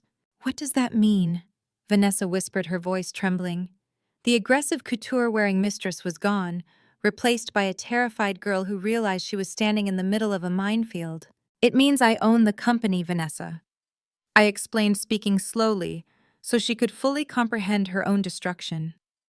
I own the commercial leases. I own the remaining liquidity in his business accounts. I own the title to the leased Mercedes he drove you here in tonight. I even own the bespoke tuxedo he is currently sweating through across the room. I leaned forward slightly, resting my elbow on the table, fixing my gaze entirely on her left hand. And it means, I added, my voice dropping to a dangerous, icy whisper that amplified perfectly through the speakers, that the massive radiant-cut diamond ring you are currently flaunting in my face was purchased using a corporate credit card tied to an account that I legally control. He did not buy you a symbol of your future, Vanessa. He committed corporate theft against a secured creditor to buy you a shiny toy. Vanessa looked down at her hand as if the diamond had suddenly caught fire. She tried to tug it off her finger, but her hands were shaking too badly. I am the primary lien holder of your entire relationship, I concluded, leaning back into my chair and resting the microphone on the table. So before you march over to my table to lecture me about wealth, I highly suggest you make sure the man you are sleeping with actually owns the shoes on his feet. The microphone clicked softly as it settled against the linen tablecloth. Vanessa stood completely immobilized. The emerald silk of her gown suddenly looked less like armor and more like a neon target. She stared at me, her chest rising and falling in erratic, shallow gasps, her mind desperately trying to catch up to the reality of her own destruction. Across the ballroom, Julian remained anchored to his spot by the bar. The surrounding executives had physically taken steps away from him, treating him like a highly contagious disease. He made no move to rescue her. He made no move to defend himself. He simply watched, his eyes wide and vacant, completely paralyzed by the sheer magnitude of his public execution. I reached back into my leather portfolio resting on the chair beside me. The crowd held its collective breath. They knew the red folders contained financial ruin, but the document I pulled out this time was not bound in red. It was a single crisp sheet of official Atlanta Police Department stationery, bearing a freshly stamped blue seal at the top. I placed it flat on the table, smoothing the edges with deliberate care, and looked back up at Vanessa. "Let us return to the subject of that spectacular diamond," I said, my voice carrying easily in the silent room, even without the microphone. "It truly is a beautiful stone. Radiant cuts are incredibly difficult to source with that level of clarity. When Julian went to the jeweler in Buckhead yesterday afternoon, he wanted to make sure you felt valued. He wanted to make sure you felt like a queen. The problem, Vanessa, is that a man with zero liquidity and maxed out credit cannot walk out of a high-end jeweler with a 6-carat diamond on charm alone." Vanessa swallowed hard. She looked down at the ring, her fingers curling inward as if trying to hide the stone from view. "He used a corporate American Express card to make the purchase," I explained, leaning forward and tapping the police report with my index finger. "A sleek, heavy black card. It looks very impressive when you drop it on a glass display counter. But as I established just a few moments ago, Julian's company has been operating in a state of insolvency, and I am the secured lien holder of his corporate assets. That black card was issued under Caldwell Commercial Properties, which means the funds backing it belong to my LLC." A soft murmur swept through the surrounding tables. The wealthy patrons understood exactly where this was going. "I did not authorize the purchase of a $500,000 engagement ring for my husband's mistress," I stated clearly, my eyes locking onto hers. "In fact, I noticed the unauthorized charge almost immediately. So 3 hours ago, I called American Express and reported the card stolen, and then I called the Atlanta Police Department to report a felony theft by deception." Vanessa staggered backward, hitting the edge of the adjacent table. The crystal glasses rattled upon impact. "You cannot do that," she gasped, her voice shrill and desperate. "It was a gift. He gave it to me." "He gave you stolen property," I corrected her with surgical precision. "Possession of stolen property valued over $500,000 is a severe crime in the state of Georgia. You are currently wearing a felony on your left hand." I did not give her time to process the panic. I reached into my clutch and retrieved a small silver flash drive. I tossed it onto the table. It landed on top of the police report with a sharp clink. "But a stolen diamond is the least of your problems tonight, Vanessa," I said, leaning back and watching her unravel. "Because we need to talk about the airport. We need to talk about why Julian was dragged out of the domestic terminal in handcuffs 2 weeks ago. You and Julian spun a wonderful little fairy tale for these investors tonight. You told everyone I had a mental breakdown. You claimed I planted illegal cash and an unregistered firearm in his luggage to frame him." I pointed to the flash drive. "That drive contains the ballistics report the police expedited at my legal team's request," I revealed, keeping my tone deadly calm. "When the TSA found that unregistered Glock in Julian's duffel bag, they ran the serial number. It had been filed off, which is a federal offense on its own, but forensic recovery is a wonderful science. They pulled the partial numbers, ran the ballistics, and traced the weapon's history. Do you want to know what they found?" Vanessa was shaking uncontrollably now. She looked like she wanted to run, but her designer heels and sheer terror kept her firmly rooted to the carpet. They found a direct match to an aggravated assault and armed robbery case from 6 years ago. I announced, my voice slicing through the heavy silence of the ballroom. A case in Fulton County. A case where the primary suspect was a young woman named Vanessa Higgins. A woman who accepted a plea deal for a lesser charge to avoid prison time, but conveniently claimed the weapon involved had been lost. A sharp gasp echoed from the city councilwoman seated next to me. The room was practically vibrating with shock. Julian, watching from the bar, finally moved. He took a stumbling step backward, bumping into a waiter, his eyes darting frantically toward the exit. He realized the trap had not just been set for his finances. It had been set for his freedom. I did not put that gun in Julian's bag. I continued staring relentlessly into Vanessa's panicked eyes. You did. You needed him to hold on to it because your parole officer was conducting random sweeps of your apartment. You packed it in his luggage, assuming he would sail through private security or TSA pre-check without a second glance. You used him as a mule, Vanessa, and when he got caught, you both decided it would be easier to blame the angry, bitter wife. That is a lie, Vanessa shrieked, her voice echoing wildly off the high ceilings. You set us up. You are framing me. The district attorney disagrees, I said, checking the diamond watch on my wrist. I handed this connection over to the prosecutor's office yesterday morning. They pulled your old case files. They verified the ballistics match, and they issued an immediate warrant for your arrest, violation of parole, felon in possession of a firearm, and possession of stolen property. Right on cue, the heavy double doors at the entrance of the grand ballroom swung open with a resounding crash. Every head in the room snapped toward the noise. 4 uniformed Atlanta police officers marched into the St. Regis, accompanied by 2 detectives in plain clothes. Their heavy boots thudded against the plush carpet, cutting through the absolute silence of the elite crowd. They did not pause to ask for directions. They had a physical description, and they had a target. They marched directly across the room, parting the sea of billionaires, politicians, and socialites with purposeful authority. Vanessa turned her head, seeing the officers approaching. A guttural scream ripped from her throat. She spun around, desperately looking for Julian, but he was gone. He had vanished into the crowd, melting away into the shadows of the ballroom rather than standing by the woman he claimed to love. He abandoned her to save his own skin, proving exactly what kind of man he truly was. Vanessa Higgins, the lead detective stated, his voice booming with official authority as he reached our table. You are under arrest. No. Vanessa fought back, flailing her arms wildly as 2 uniformed officers grabbed her by the elbows. Get off me. I did not do anything. Julian gave me this ring. Julian had the gun. Ask him. Find him. Ma'am, stop resisting, the officer commanded, forcing her arms behind her back. The crowd watched in morbid fascination as the officer secured the steel handcuffs around her wrists. The sharp metallic clicks echoed loudly. Vanessa thrashed against their grip, her emerald gown twisting awkwardly around her legs, her perfectly styled hair falling into a messy tangle across her face. The detective stepped forward, reaching out toward her left hand. He expertly unclasped the massive radiant cut diamond from her finger. He pulled out a clear plastic evidence bag, dropped the ring inside, and sealed it.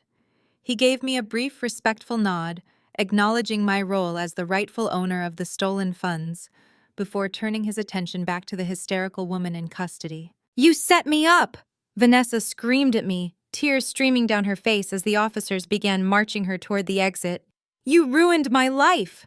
I remained seated, watching her get dragged across the dance floor. She kicked and thrashed, screaming Julian's name, begging the very crowd she had tried to impress to help her. But high society does not intervene in messy public arrests. They simply watch, judge, and distance themselves from the wreckage. The investors Julian had been courting looked at the scene with absolute revulsion. The donors Vanessa had tried to charm turned their backs. They hauled her through the heavy double doors, her shrieks fading down the long, luxurious corridor of the hotel until they were completely gone. The grand ballroom fell into a stunned, lingering silence. I picked up my champagne flute, the crystal feeling cool and smooth against my fingers. I took a final victorious sip. The trap had closed. The receipts had been dropped. And Julian Caldwell, wherever he was hiding, finally understood that he had lost everything. The drive from Buckhead back to my private estate in Sandy Springs was a victory lap, taken in absolute, unbroken silence. The heavy adrenaline of the gala had faded, replaced by a cold, sharp clarity that settled deep into my bones.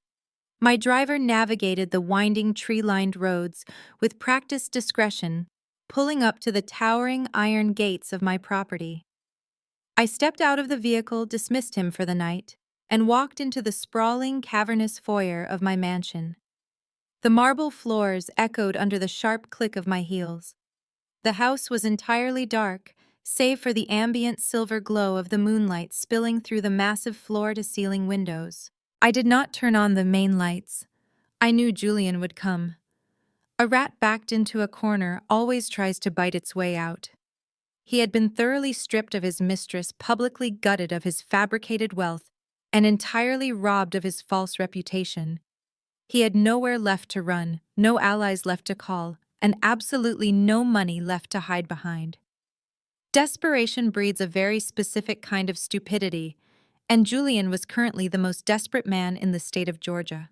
I walked straight into my mahogany-paneled study, a room designed for high-stakes negotiations and absolute privacy. I moved toward the antique crystal bar cart positioned in the corner of the room. I reached for a bottle of vintage-aged bourbon, the exact brand Julian used to drink when he wanted to pretend he was a man of substance and supreme authority. I poured a generous measure into a heavy crystal glass. I did not take a sip. I simply stood in the deep shadows of the study, holding the glass, waiting for the inevitable breach of my perimeter. It happened at exactly 42 minutes past 1 in the morning. The sophisticated security grid I had installed silently alerted my smartphone. A perimeter breach had been detected near the back patio. Julian was actively violating his federal bail conditions just by stepping foot on my property. He had bypassed the main driveway cameras, clearly relying on his memory of the old blind spots from when he used to live here. He was completely unaware that I had upgraded the entire security infrastructure the very morning after I kicked him out. He thought he possessed the element of surprise. I heard the faint, frantic scraping of metal against glass.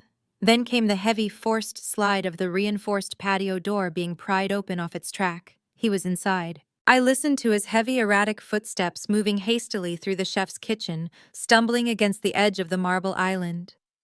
He moved down the long hallway toward the master suite, breathing heavily, searching the darkness for me.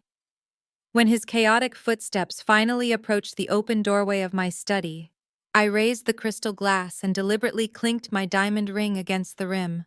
The sharp, high-pitched ring echoed like a gunshot in the dead quiet of the mansion. Julian froze instantly in the hallway.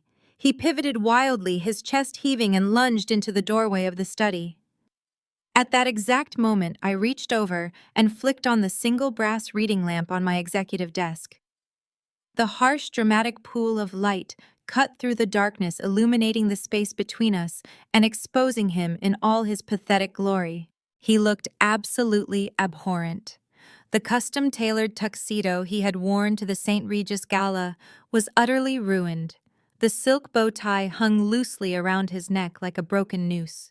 The crisp white collar of his dress shirt was stained with nervous sweat and spilled liquor.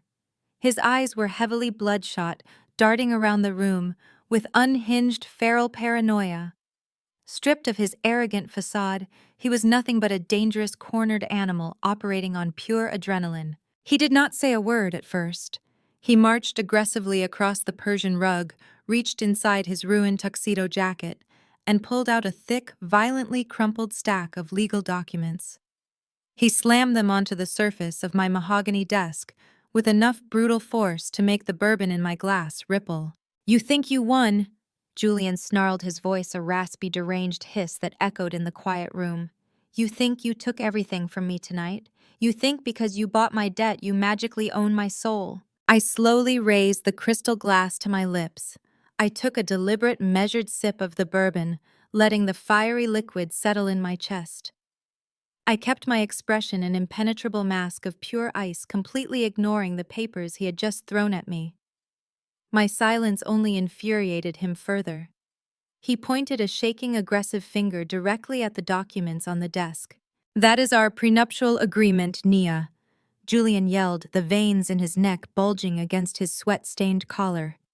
The ironclad agreement you were so incredibly eager to sign 7 years ago to protect your precious little starter fund. You had your high-priced elite corporate lawyers draft it, and you thought you were completely untouchable. But you forgot one crucial detail. You forgot that I had my own aggressive legal counsel review every single page before I signed my name. Julian leaned heavily over the desk, invading my personal space. He smelled of stale alcohol, overwhelming fear, and pure malice. You missed it. He gloated, a manic, desperate smile stretching across his face, exposing his teeth. You were so obsessively focused on building your independent empire that you did not catch the revision my lawyer quietly slipped into Section 4. There is a co-mingling liability clause, Nia. It explicitly dictates that if any marital funds, joint accounts, or shared assets were utilized to entertain court or host prospective clients for your wealth management firm, those specific clients and their associated revenue streams become joint marital assets. He slammed his palm flat against the desk again, demanding my complete attention. And because I personally paid the bill for dozens of those extravagant networking dinners when you were first starting out, Julian sneered, his eyes wide with triumphant malice. The firm is legally considered a joint marital enterprise. I own 50% of your wealth management firm. I own 50% of every single high net worth portfolio you manage. I own half of your reputation. If you proceed with this divorce, I am legally entitled to take half of your entire empire. I stared at him. I did not blink. I did not glance down at the crumpled prenuptial agreement. I simply looked at the pathetic broken man trying to execute a hostile takeover in the middle of the night. He mistook my silence for fear. He genuinely believed he had found the ultimate leverage to break me. So here is exactly what is going to happen. Julian dictated, his voice trembling with a toxic mixture of fear and newfound authority. You are going to wake up tomorrow morning and you are going to call the district attorney directly. You are going to recant every single word you said about the airport incident. You are going to tell the federal prosecutors that the luggage was yours. You are going to swear under oath that you packed the illicit cash. You are going to claim the unregistered firearm belonged to you for your own personal protection. You are going to take the complete and total fall. He began pacing back and forth in front of my desk, frantically running his shaking hands through his disheveled hair, outlining his psychotic extortion plot. If you do not take the fall, I will activate this clause at dawn, Julian threatened, stopping to point at me again. I will file the injunction and tie your wealth management firm up in brutal, aggressive litigation for the next 10 years. I will legally subpoena every single one of your billionaire clients. I will drag them out of their mansions and force them into public, humiliating depositions. Wealthy people despise public scrutiny, Nia. I will destroy your firm's pristine reputation. I will humiliate you in front of the exact same elite society members you bragged to tonight. I will bleed your company dry with exorbitant legal fees until you have absolutely nothing left to your name. He planted his hands on the desk, leaning in so close I could feel the heat radiating from his panicked body. You are going to take the fall for the airport, Julian demanded, his voice dropping into a lethal, desperate command. And then you are going to wire $5 million in completely untraceable cryptocurrency to an offshore account by noon tomorrow. I need liquid cash, Nia. I am leaving the country before the feds revoke my bail entirely. If you give me the money and take the charges, I will gladly tear up this prenup and disappear forever. If you refuse, I will initiate a legal war that will destroy your entire life. I stared at him for a long, quiet moment. The heavy silence of the study settled around us, broken only by the sound of Julian taking ragged, panicked breaths. He stood leaning over my mahogany desk, his knuckles turning white as he braced his weight against the polished wood. He was waiting for me to shatter. He was waiting for the tears, the screaming, the desperate begging. He expected the poised, untouchable wealth manager he saw at the St. Regis to crumble into a terrified, obedient wife, willing to sacrifice her own freedom to save her empire. He did not understand that my empire was built on bedrock, whereas his entire existence was constructed on a foundation of sand. When it became overwhelmingly clear that I was not going to break down Julian's expression, twisted into something ugly and feral, his fear rapidly curdled into a vile, toxic rage. If his legal threats were not enough to make me submit, he decided to pivot to his favorite weapon. He resorted to the same psychological warfare he had subtly deployed throughout the darkest years of our marriage. He decided to attack the very core of my identity. "You really think you are invincible, do you not?" Julian sneered, his lip curling in absolute disgust. "You sit there in your designer gown, drinking my bourbon, acting like you are the Queen of Atlanta. But I know exactly who you are, Nia. Underneath the fancy degrees and the tailored suits, you are still just a desperate project girl who got incredibly lucky."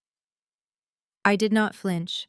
I slowly lowered my crystal glass to the desk, resting it gently beside the crumpled prenuptial agreement. "You came from absolutely nothing," Julian barked, pacing away from the desk and throwing his arms wide, gesturing to the opulent study surrounding us. "You grew up clipping coupons and wearing hand-me-downs. You were a public school charity case grinding for scholarships. You did not belong in my world. You did not belong in Buckhead. You did not belong at the country club. The only reason anyone in this city ever looked at you twice is because you attached yourself to me. I gave you the Caldwell name. I gave you legitimacy. Without my family's legacy backing you up, you would still be a nobody balancing spreadsheets in a windowless cubicle." He turned back to face me, his eyes burning with a desperate classist venom. He was trying to rip open the old, vulnerable wounds I had foolishly exposed to him years ago. During our engagement, in moments of quiet intimacy, I had confessed my deep-seated fear of poverty. I had told him how the anxiety of losing everything sometimes kept me awake at night, a lingering trauma from a childhood spent watching my mother struggle to keep the electricity turned on. He remembered those fragile admissions, and now he was weaponizing them with surgical cruelty. "You think your wealthy clients respect you?" Julian laughed, a harsh, grating sound that held no humor. "They look down on you, Nia. They tolerate you because you make them money, but they know you are not one of them. You do not have generational wealth. You do not have a pedigree. You are an imposter playing dress-up in a mansion you cannot truly appreciate. And the second I drag you into court, the second I expose you as a fraud, every single one of those billionaires will drop your firm. You will lose everything. You will go right back to the gutter where I found you." He stopped pacing and planted himself firmly in front of my desk again, expecting to see devastation in my eyes. He expected his calculated insults to reduce me to a weeping, insecure mess. Instead, I offered him a slow, serene smile. "Are you quite finished with your tantrum, Julian?" I asked, my voice barely above a whisper, yet carrying a lethal authority that made him blink in confusion. I leaned forward, folding my hands neatly on top of the desk. I did not raise my voice. I did not need to shout to command the room. "You are absolutely right," I said smoothly, watching the brief flash of triumph cross his face before I systematically crushed it.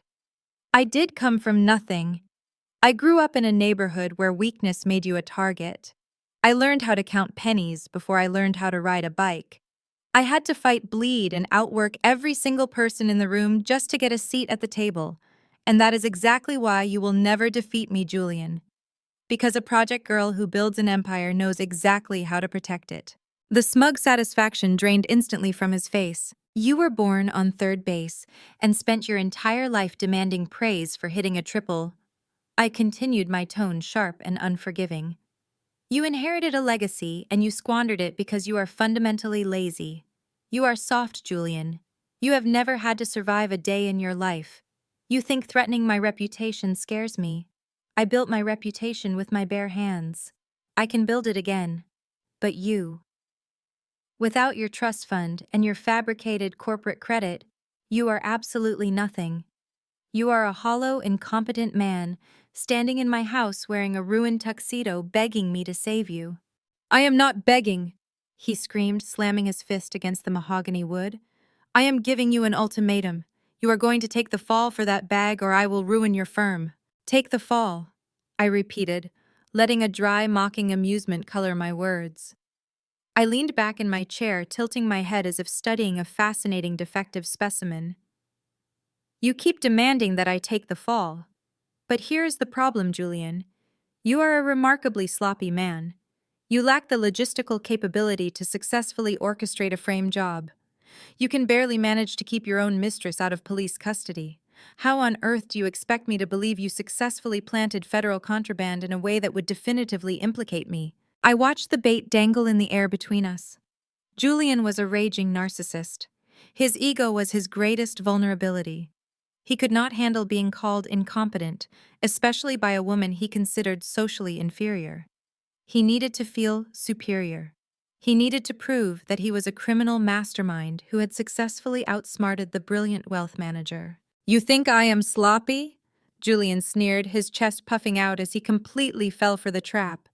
"You think I did not plan every single detail of this? I have been setting you up for months." "I highly doubt that," I replied, my tone dripping with dismissive skepticism. "You do not have the attention span for a long-term conspiracy."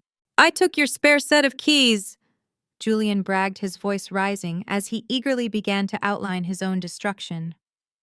"3 weeks ago, when you were asleep, I took the spare keys to your executive office suite. I knew you had that major client meeting in London coming up. I knew you always kept your black leather travel duffel packed and locked in the bottom drawer of your office credenza so you could head straight to the airport from work." I kept my face perfectly blank, actively encouraging him to keep talking by maintaining an expression of mild disbelief. "Vanessa got the gun from a contact she knew back in Fulton County." Julian continued pacing the room again, animated by the thrill of his own perceived genius. "She needed to get rid of it, and I realized it was the perfect anchor. I took $20,000 in cash from a shell account I set up under Caldwell Commercial Properties. I packed the cash and the unregistered weapon into a false-bottom gym bag." He stopped and pointed a triumphant finger at me. "The night before your London flight, I let myself into your corporate building," he confessed, laying out the explicit details of his felony. "I bypassed the front desk security by using the service elevator in the parking garage. I went right into your private office. I pulled your travel duffel out of the credenza, swapped it with the duplicate bag containing the gun and the cash, and slid it right back into your drawer. You were supposed to grab that bag the next afternoon, walk into the international terminal, and get arrested by federal agents." He laughed, a cruel, breathless sound. "You were supposed to be the one detained, Nia." Julian spat, shaking his head. "You were supposed to be the one sitting in a federal holding cell, facing decades in prison for weapons smuggling and money laundering. It was flawless. The only reason it failed is because your assistant accidentally swapped the bags when she loaded my car for my domestic flight to Chicago the next morning. It was a stupid blind stroke of luck that saved you. But the evidence is still tied to your office. The bag is identical to yours. All you have to do is tell the police it was a mix-up and claim ownership." I let the silence stretch out after his detailed confession. I looked at the crumpled prenuptial agreement on the desk, then looked back up at his flushed, arrogant face. "So that was your grand master plan," I said softly. "You bypassed my corporate security, illegally entered my private office, and physically planted a firearm and illicit funds into my personal luggage to orchestrate my arrest." "Yes," Julian sneered, leaning over the desk one last time. "And I will tell the police exactly how I did it, but I will say I was acting under your direct orders. I will tell them you forced me to move the money. It will be your word against mine, and with the prenup loophole, I will drain your resources while you fight a federal indictment. You have no choice, Nia. You are going to recant and you are going to wire me that money." I reached out and gently traced the rim of my crystal bourbon glass. I had everything I needed. He had delivered his entire criminal conspiracy completely unprompted, driven entirely by his desperate need to feel powerful. "You really should have paid closer attention to the security upgrades I made to this house, Julian," I said, my voice dropping to a low conversational hum. I reached across the polished mahogany surface of my desk and picked up the crumpled prenuptial agreement he had so violently thrown at me. I did not bother reading the clause he was so fiercely proud of. I did not even glance at the ink on the page. Instead, I smoothly rotated my heavy leather executive chair to the right, hovering over the industrial-grade paper shredder tucked neatly beneath my credenza. I clicked the power button with the pointed toe of my stiletto. The machine hummed to life with a low, hungry mechanical growl. I fed the document directly into the steel teeth. Julian lunged forward, letting out a strangled, furious cry, but he was far too late. The blades caught the thick, legal-grade paper, violently ripping his supposed leverage into hundreds of meaningless, illegible confetti strips. The grinding noise filled the quiet study, a harsh, metallic symphony of his absolute destruction. "Are you completely insane?" Julian bellowed, his hands gripping the edge of my desk so tightly his knuckles turned a mottled bone white. "You think destroying a physical copy changes the law? My lawyers have the original file safely locked in their corporate vault. You cannot destroy a legally binding contract just by shredding a piece of paper. I am still entitled to 50% of your firm. You cannot escape this." I pressed a button on the machine, silencing the grinding blades, and slowly turned my chair back to face him. I folded my hands neatly on the desk, resting them directly beside my glass of vintage bourbon. "Your overpriced lawyers possess a perfectly preserved original copy of a thoroughly useless document," I corrected him, my voice smooth, even, and entirely untroubled.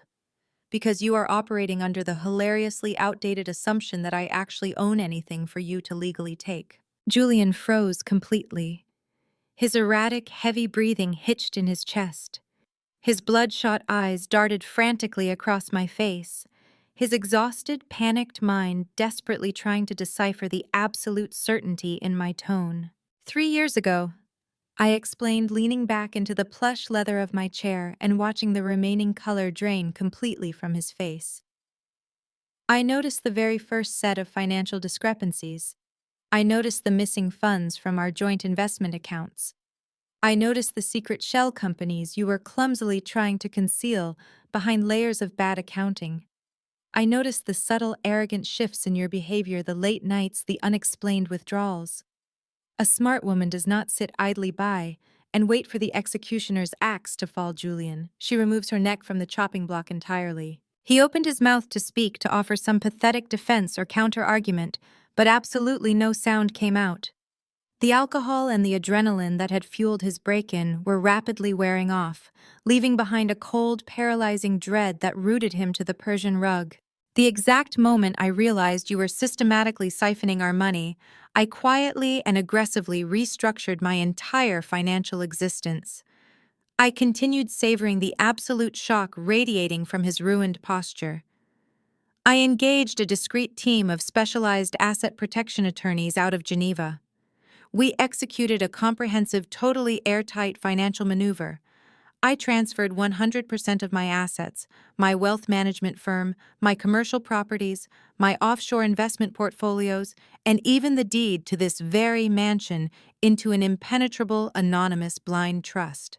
I paused intentionally, letting the heavy, undeniable truth of his total defeat settle over him like a suffocating blanket. "The trust is domiciled in a jurisdiction with ironclad, untouchable asset protection laws," I added, speaking with the deliberate, measured cadence of a professor lecturing a failing student.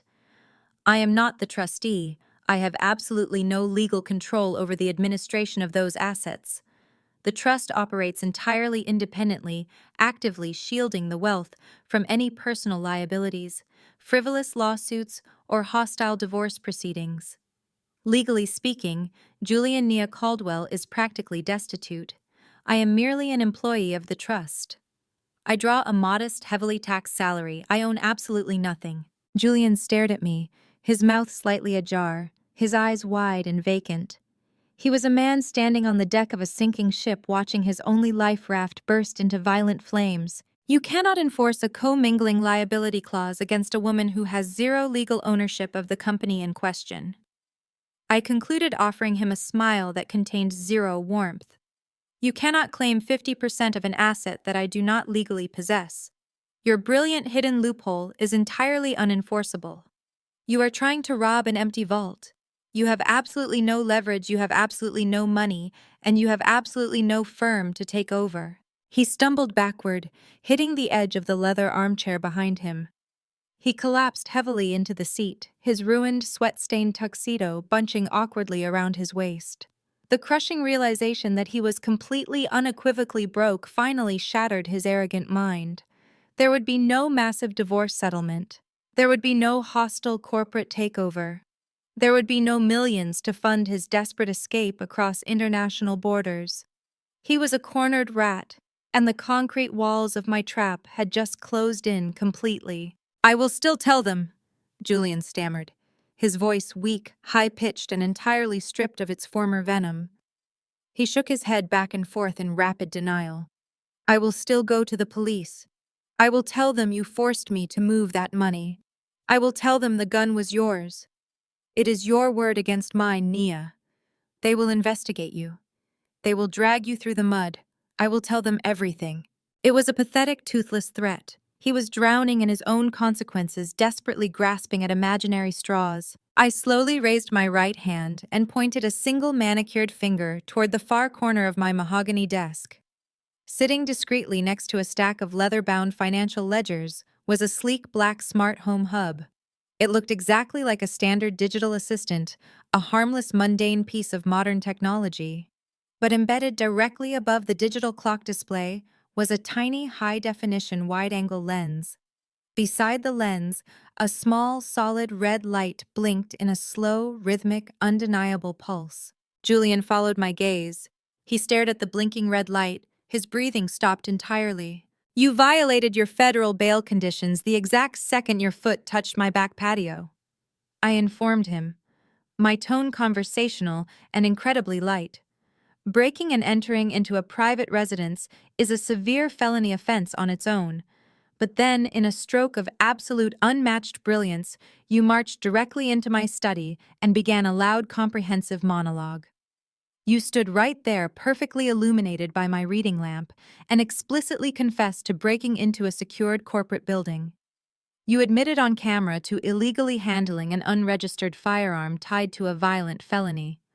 You detailed exactly how you packed stolen cash into a false bottom bag, and you gleefully outlined your premeditated extortion plot. Julian lunged out of the chair, his hands flying to his head, his fingers gripping his disheveled hair in absolute blinding panic.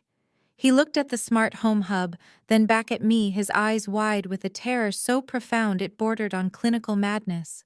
"That is not just a security camera, Julian," I revealed, delivering the final, fatal blow to his ruined life. "That device is currently routing a secure encrypted live stream directly to my corporate security team. More importantly, it is casting directly to the mobile device of Special Agent Vance, the lead FBI agent assigned to your federal weapons and money laundering case. They have been watching and listening to this entire unhinged conversation from the moment you broke the glass on my patio door." Julian let out a guttural, wounded sound. He spun around wildly, frantically, looking toward the hallway, his panicked brain desperately trying to calculate a route of escape through the dark mansion. Right on cue, the pitch-black darkness of the night outside was violently shattered.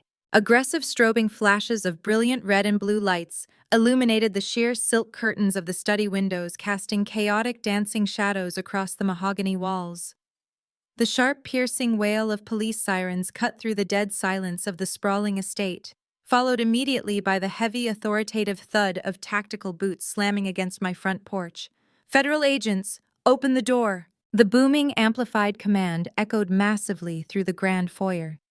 A split second later, the heavy oak front door was breached with a deafening crash, the reinforced wood splintering inward.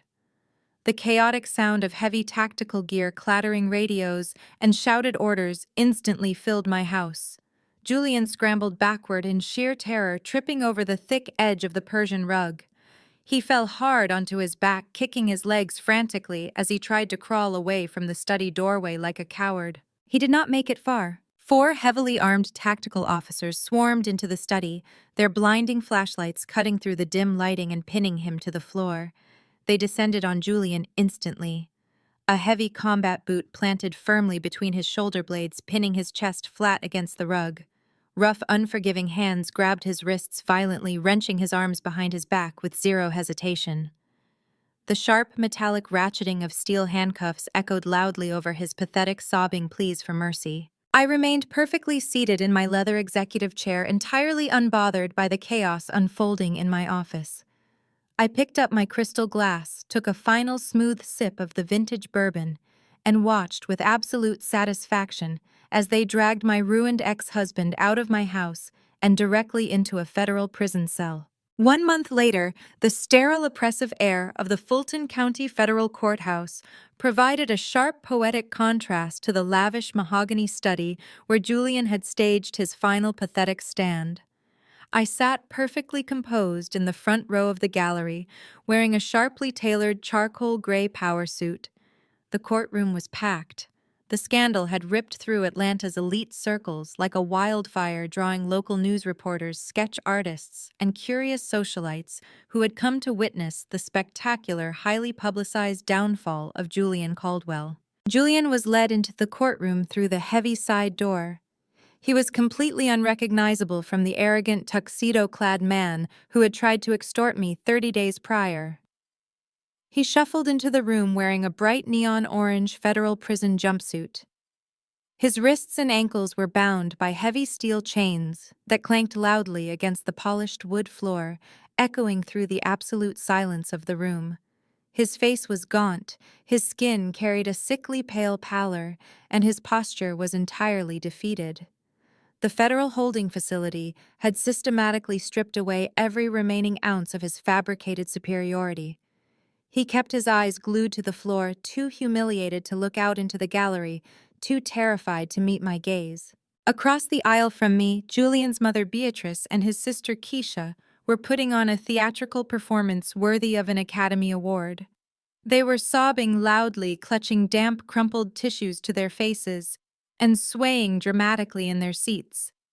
They had strategically dressed for the cameras, wearing somber dark dresses, accessorized with the last few authentic designer handbags they had not yet been forced to pawn. They wanted the reporters sketching the scene to view them as the tragic, blindsided victims of a terrible misunderstanding.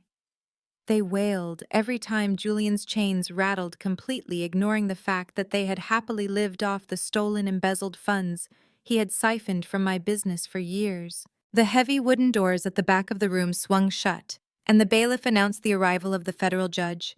Everyone rose. When we sat back down, the judge did not waste any time. He looked down at Julian from his elevated bench, his expression etched with absolute unforgiving disgust. "Julian Caldwell," the judge began, his authoritative voice booming through the quiet courtroom. "I have presided over this bench for 2 decades, and I have rarely encountered a defendant with such a breathtaking sense of entitlement. You did not steal out of necessity. You did not break the law to survive. You orchestrated a sophisticated, malicious campaign of wire fraud and embezzlement purely to fund a lavish lifestyle you had not earned. Furthermore, when your financial crimes were uncovered, you chose to escalate your behavior to a terrifying degree." Julian trembled visibly, his chained hands shaking as he gripped the edge of the defense table. Beatrice let out a loud, piercing wail from the gallery, prompting a sharp warning glare from the bailiff. "You flagrantly violated your federal bail conditions," the judge continued, his tone turning razor sharp. "You broke into your estranged wife's home in the middle of the night. You attempted to extort her for $5 million. And most egregiously, you confessed on camera to planting a loaded, unregistered firearm tied to a violent felony in her office in a deliberate, highly calculated attempt to frame an innocent woman and send her to federal prison. Your actions demonstrate a complete sociopathic disregard for the law and a profound danger to the community." The courtroom held its collective breath. The sketch artist scribbled furiously. I kept my posture relaxed, my hands folded neatly in my lap, savoring every single syllable. "It is the judgment of this court," the judge announced, striking his gavel against the sounding block with a resounding crack, "that you be sentenced to 15 years in a federal penitentiary. This sentence is to be served immediately, and due to the federal nature of the firearms and extortion charges, it will be served entirely without the possibility of parole.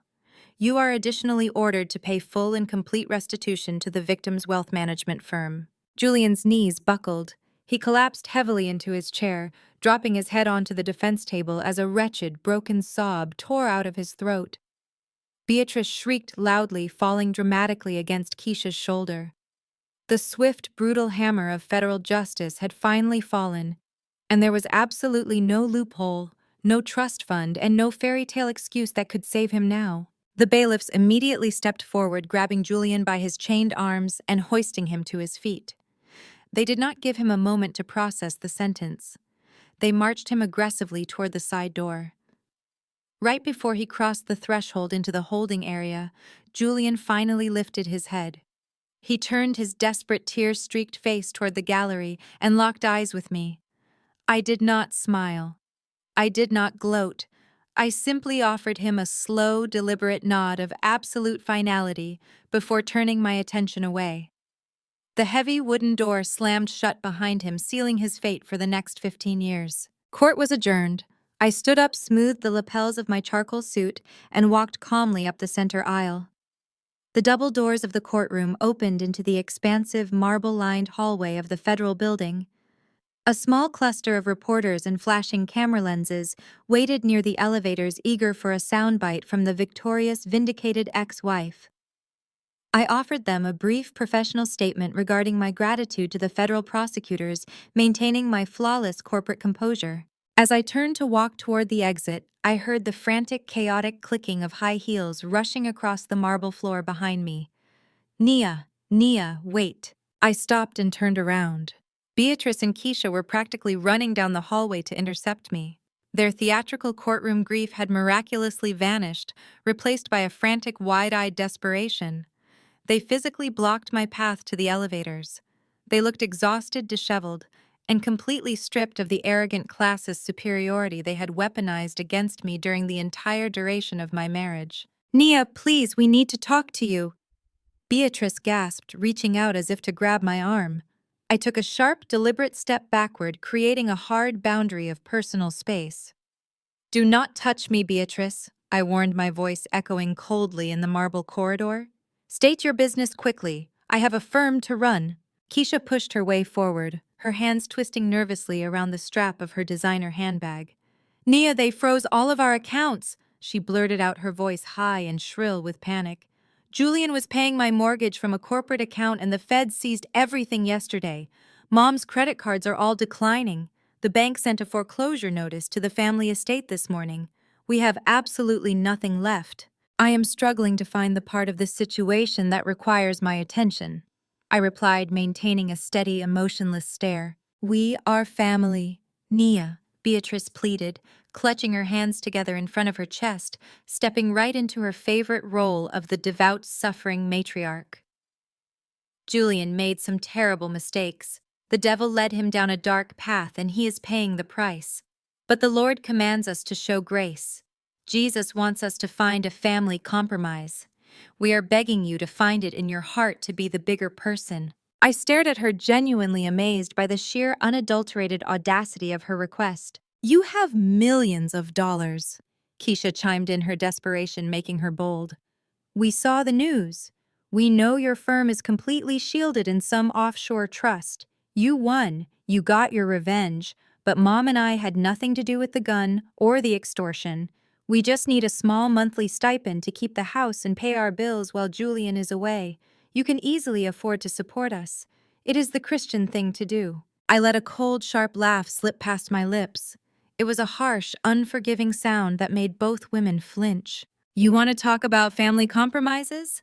I said, stepping closer to them, my voice dropping to a lethal, quiet intensity that demanded their absolute attention. Let us talk about family, Beatrice.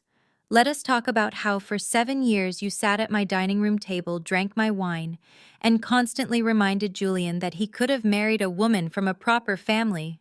Let us talk about how you constantly called me a project girl behind my back.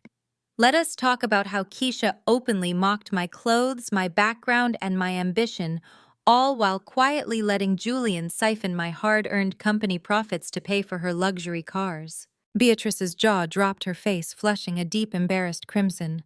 She realized far too late that I had known exactly what they thought of me the entire time. You did not mind spending my money when you thought Julian was the one earning it? I continued, my gaze slicing back and forth between the two terrified women. You loved the prestige of the Caldwell name, but you completely ignored the fact that the Caldwell name was entirely bankrolled by the sweat and intellect of the public school charity case you constantly looked down upon. We did not know he was stealing from you, Keisha protested weakly, tears of genuine fear finally spilling down her cheeks. I swear to God, Nia, we did not know. Ignorance is not an excuse for complicity. I countered, my tone absolute ice. You lived lavishly on stolen funds, and now the bill has finally come due. The federal government is seizing your assets because those assets belong to my firm. You are losing your houses because you never actually owned them. I did.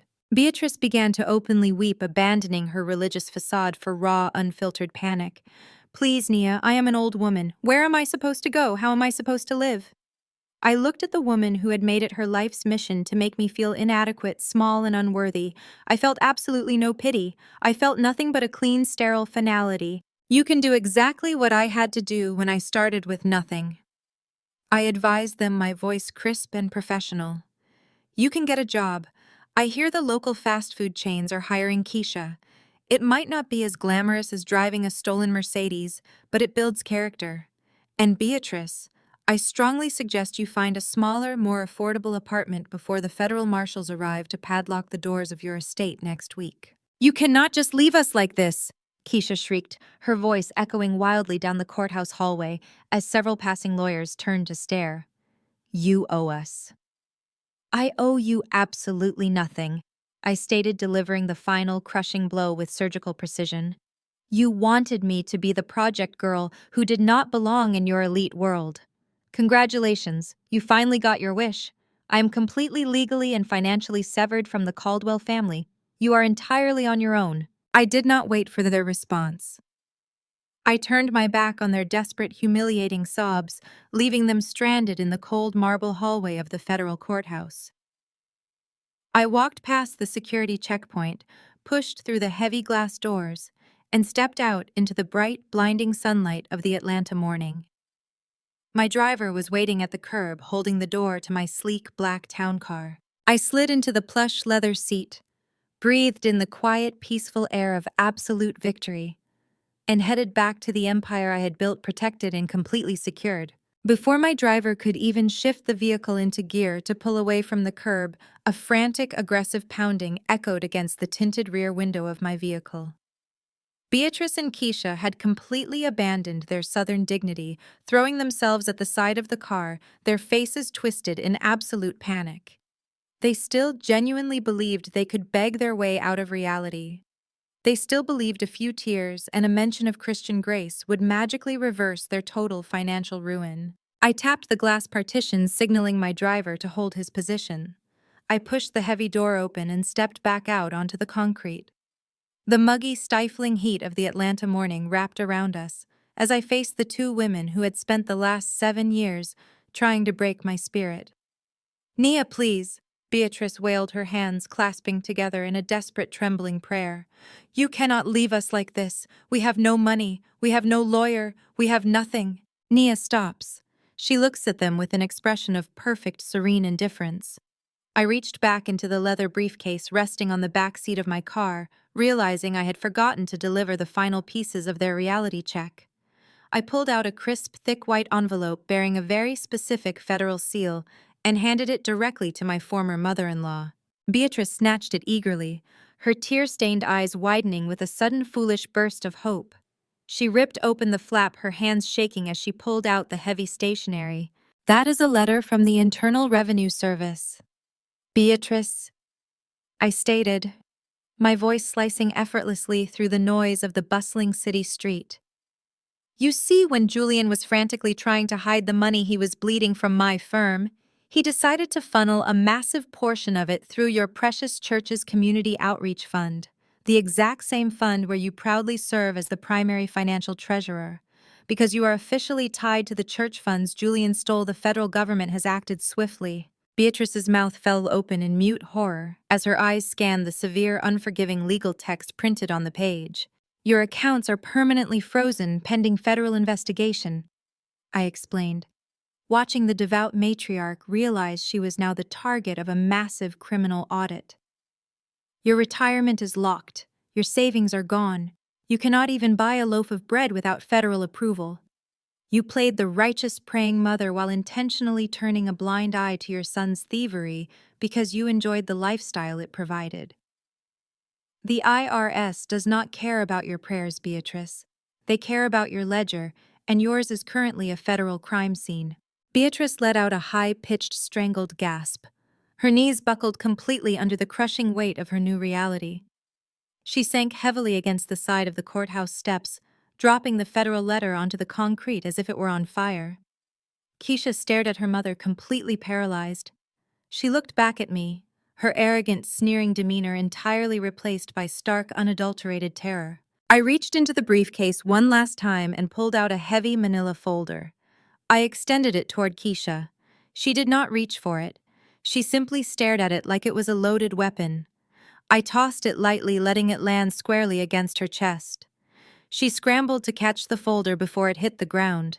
"And that is a formal eviction notice," I said smoothly, watching her hands tremble as she opened the file. "You have always loved bragging about that beautiful, sprawling six-bedroom home in Alpharetta. You constantly rubbed it in my face, acting like you were superior to me. But we both know you have not held a steady job in 5 years. Julian bought that house for you." Keisha's eyes darted frantically across the bold black print of the legal decree, her breathing becoming shallow and erratic. "Julian put your house up as collateral to secure a massive line of corporate credit for his failing commercial real estate ventures." I detailed, making sure she understood exactly how thoroughly she had been destroyed. When he defaulted on those loans, the bank moved to seize the property. But as I mentioned earlier, I aggressively purchased all of his outstanding corporate debt, which means, Keisha, I hold the deed. The house you live in was part of Julian's collateral, which I now legally own. Keisha shook her head, frantically clutching the folder to her chest as tears of genuine fear spilled down her cheeks. "No, no, you cannot do this. You cannot throw me out on the street. I have nowhere to go. You have 24 hours to vacate my property," I commanded, my voice devoid of any sympathy or hesitation.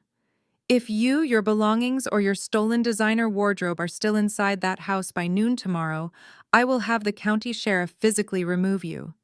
Consider it an aggressive lesson in the self-reliance you always claimed I lacked." Beatrice and Keisha completely fall to pieces in the courthouse hallway. Keisha let out a guttural shriek of pure despair, dropping her fake designer bag as she collapsed onto the concrete right beside her weeping mother. The two women who had mocked my roots and tried to destroy my future were now reduced to absolute rubble on the sidewalk, entirely bankrupted by the very man they had worshipped. Nia doesn't look back. I turned on my heel and stepped away from the wreckage of the Caldwell family. I stepped out into the bright Atlanta sun, the warm rays washing over my face. I looked across the busy plaza and smiled. Greeted by her true support system, I walked toward a circle of impeccably dressed, brilliant, fiercely loyal women waiting near the courtyard. My Spellman sisters, my trusted business partners. The powerful, uncompromising women who had stood by my side, held my secrets, and helped me build the impenetrable fortress that Julian had foolishly tried to conquer. We shared a look of absolute solidarity and victory. No words were needed. The war was officially over. Nia climbs into the back of her chauffeur-driven Maybach. The heavy door closed with a solid, satisfying thud, sealing out the noise of the city and wrapping me in quiet, immaculate luxury. I settled into the pristine leather seats and took a deep, cleansing breath. My phone buzzed softly in the cup holder. I picked it up and tapped the screen. A high-priority notification from my offshore financial team illuminated the display. A massive quarterly dividend was hitting her blind trust account. The 7-figure sum posted successfully, multiplying my wealth in a jurisdiction where no one could ever touch it. I set the phone down and looked at my left hand. The massive, radiant cut diamond Julian had purchased with stolen money still sat on my ring finger. She removes her wedding band. I slid the cold metal over my knuckle.